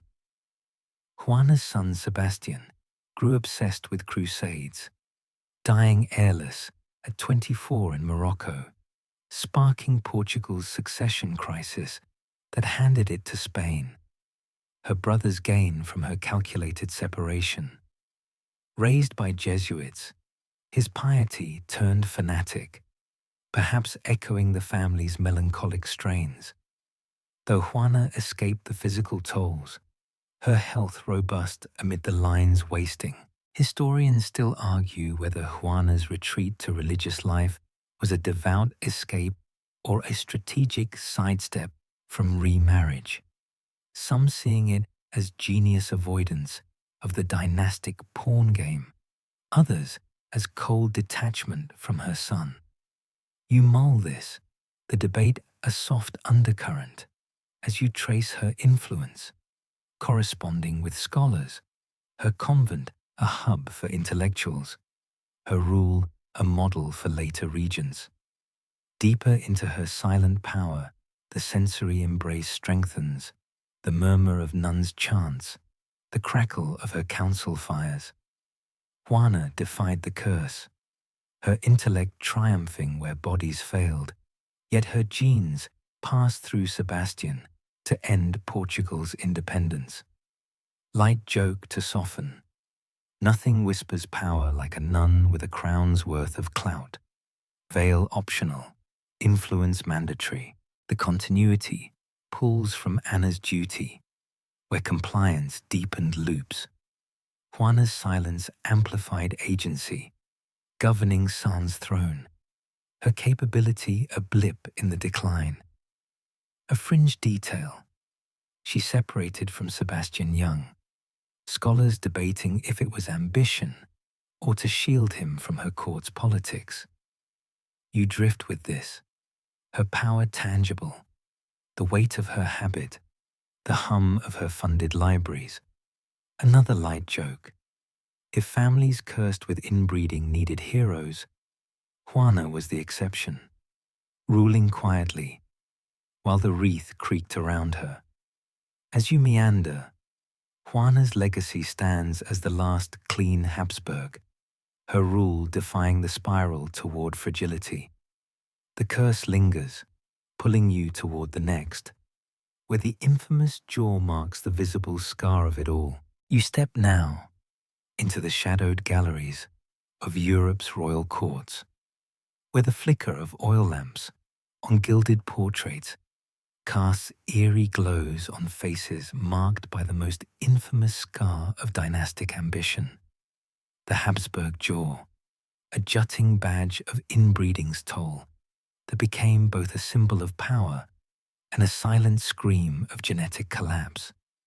The air feels dense here, heavy with the scent of aged canvas and the faint metallic tang of ceremonial armor, pulling you into a narrative where bone structure told stories no chronicler dared write, where women bore this visible burden through generations, their chins not just features, but warnings etched in flesh. This isn't just about a facial quirk. It's the physical echo of centuries of cousin marriages, a marker of a dynasty that prized purity over survival, and the royal daughters who carried it forward like a reluctant heirloom. Envision yourself wandering through Vienna's Kunsthistorisches Museum, your imagined steps echoing on marble as you pause before portraits of Habsburg queens, their lower jaws protruding like defiant ledges, lips pursed to mask what painters couldn't fully hide. The Habsburg jaw, or mandibular prognathism, wasn't a subtle trait. It pushed the lower jaw beyond the upper, creating underbites that ranged from noble strength in early generations to disabling deformity by the end. You see it first in figures like Isabella Clara Eugenia, daughter of Anna of Austria, her chin pronounced but softened by artistic flattery, a mild prelude to the stark angularity of later kin. By the time you reach Maria Anna of Spain, granddaughter of Philip III, the jaw is undeniable, her portrait stiff as if the painter wrestled to balance dignity with anatomical truth. You linger in these galleries, the air thick with the weight of lineage, as you trace the jaw's progression through women like Mariana of Austria, niece and wife to Philip IV. Yes, both roles in one. Her chin so extended, courtiers whispered it, curiously prolonged. a diplomatic jab, meaning she struggled to close her mouth. Her jaw pain was chronic, her speech occasionally slurred, yet she bore Charles II, the final Habsburg king, whose prognathism was so severe it became a caricature of royal decline. You feel the burden these women carried, not just political, but personal, their faces scrutinized in a world where beauty was currency, their portraits airbrushed before Photoshop existed, shadows cast to blur what DNA made bold. One mainstream historical fact grounds this phenomenon. A 2009 genetic study analyzed Habsburg portraits and skulls, confirming that mandibular prognathism's severity correlated directly with inbreeding coefficients, peaking in Charles II, whose 0.254 score matched sibling-level relatedness, proving the jaw was no myth, but a measurable outcome of relentless cousin unions.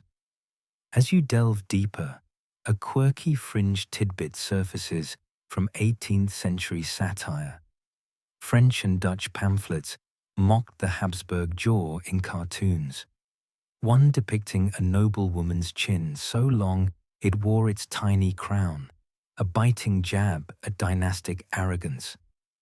It's darkly funny, imagining these sketches passed in taverns, the jaw a shorthand for everything wrong with royal obsession. Pride, dysfunction, self-destruction in silk, light joke, incoming. If modern influencers flaunt filters, Habsburg queens got painted with chin-softening shadows. Same vibe, just with more lead-based paint. You sense a gentle sarcasm weaving through. Oh, the glory of royalty, where your face is your legacy, and your legacy is a jaw that could crack walnuts. If only you could chew properly. The jaw wasn't just cosmetic. It brought speech difficulties, dental misalignment, and chronic pain, especially for women like Mariana, whose portraits hide discomfort behind regal poise.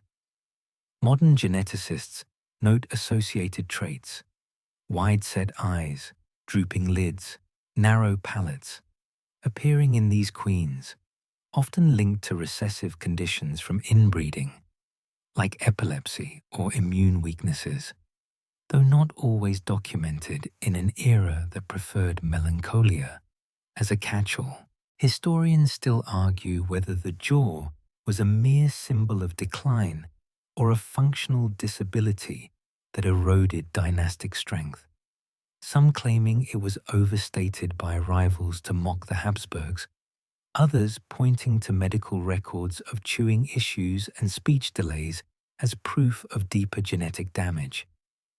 You mull this, the debate a flickering undercurrent, as you trace how these women, from Isabella to Mariana, passed the trait forward, their marriages tightening the spiral until it choked the line.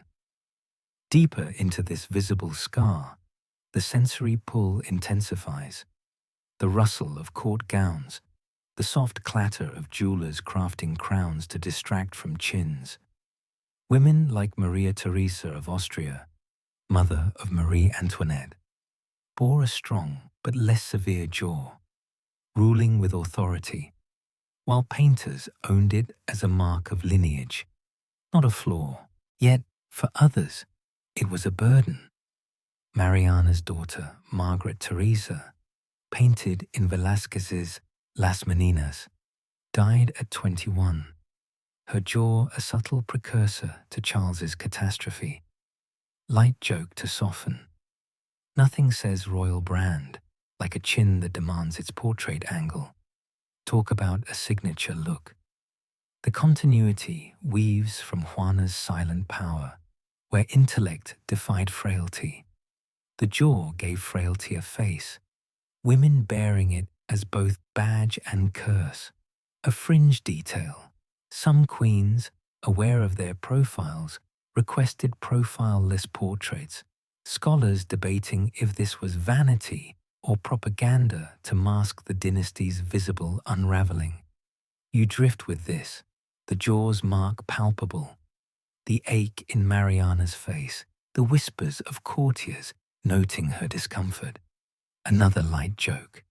If dynasties were fashion, the Habsburg jaw was the must-have accessory, impossible to ignore, harder to wear.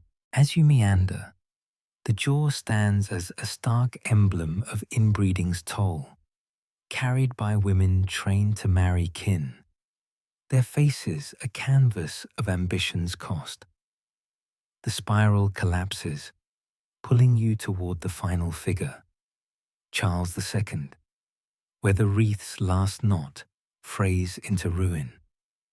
You step into the final, faltering chambers of Spain's Escorial Palace, where the air hangs heavy with the scent of decayed grandeur, fading tapestries, stale incense, and the ghostly hum of whispered prayers, drawing you into the broken world of Charles II, the ultimate product of the Habsburg spiral, a king whose frail body and fragile reign marked the end of a dynasty that folded in on itself like a house of cards draped in velvet. The corridors feel hollow now, echoing with the shuffle of courtiers' feet and the faint rattle of a dying monarch's breath, pulling you into a narrative where the wreath's tightest knot unraveled, leaving behind a legacy of shattered ambition and the women who bore it to its close. Charles wasn't just a ruler. He was the living wreckage of centuries of cousin marriages. His story, the final breath of a line that prized blood over breath, with royal daughters like Mariana and Margaret Theresa as its tragic architects. Envision yourself in 1661, standing in Madrid's somber court, where Charles II is born to Philip IV and Mariana of Austria. Her uncle, their union a genetic roulette, spun one too many times, producing a child with an inbreeding coefficient of 0.254, akin to a sibling pair's offspring. You see him, a frail infant who couldn't speak until 4 or walk until 8, drooling and seizing while physicians muttered of corrupted humors or demonic curses, too timid to name the truth. His family tree was a tangled noose. His mother, Mariana, niece-wife to Philip, fiercely guarded him, ruling as regent when he ascended at 4, her black-clad figure a constant in a court crumbling under debt and war. You feel the desperation, her love a shield against a body that betrayed its royal stamp from birth.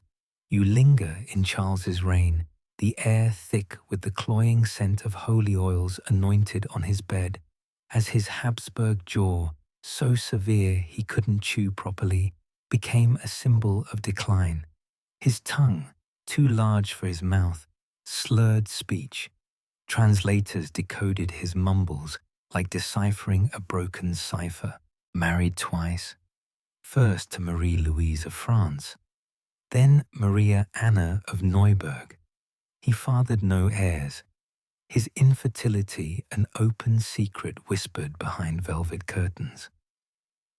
Marie-Louise, vibrant at 15, reportedly emerged from their bedchamber, unsatisfied as she entered, dying at 26 from stress or illness, poison rumored but unproven. Maria Anna, chosen for her family's fertility, prayed through childless years, her letters home laced with despair. You sense the futility, a dynasty banking on miracles from a body that could barely stand. One mainstream historical fact defines this collapse. Charles II's death in 1700 without heirs sparked the War of the Spanish Succession, a 12-year conflict that redrew Europe's borders, ending the Spanish Habsburg line as France and Austria scrambled for the throne, proving the dynasty's genetic endgame reshaped the continent. As you delve deeper, a quirky fringe tidbit chills the air. Charles kept skulls in his chambers and demanded to watch ancestors' autopsies, obsessed with death, carrying saintly relics in his pockets as if to ward off the curse he embodied. It's morbidly absurd, picturing a king clutching bone fragments while his empire frayed, his autopsy later claiming a heart the size of a peppercorn and a brain filled with water. Rhetoric or reality, it screamed a body undone. Light joke incoming. If dynasties were recipes, Charles was the overcooked dish. Too many cousin ingredients, not enough fresh stock. You sense a gentle sarcasm weaving through. Oh, the majesty of a king who needed spoon-feeding, his throne more a sickbed than a seat of power. Propped up by women who bore the spiral's weight, Mariana's regency held Spain together, navigating wars and bankruptcy, but her fierce love couldn't mend her son's crumbling frame. Margaret Theresa, Charles's sister, died at 21 after birthing frail heirs for her uncle Leopold I. Her Las Meninas portrait, a haunting prelude to the line's end. These women, devout and dutiful, were the glue in a sculpture that cracked under its density, their wombs tasked with defying biology's odds.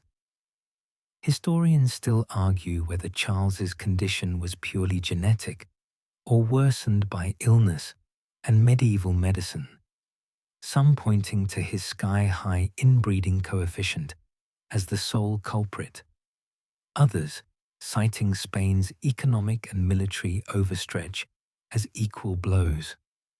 You mull this, the debate a fading echo, as you trace the women's role, Mariana's policies, Margaret's sacrifices, each a link in a chain that bound glory to ruin.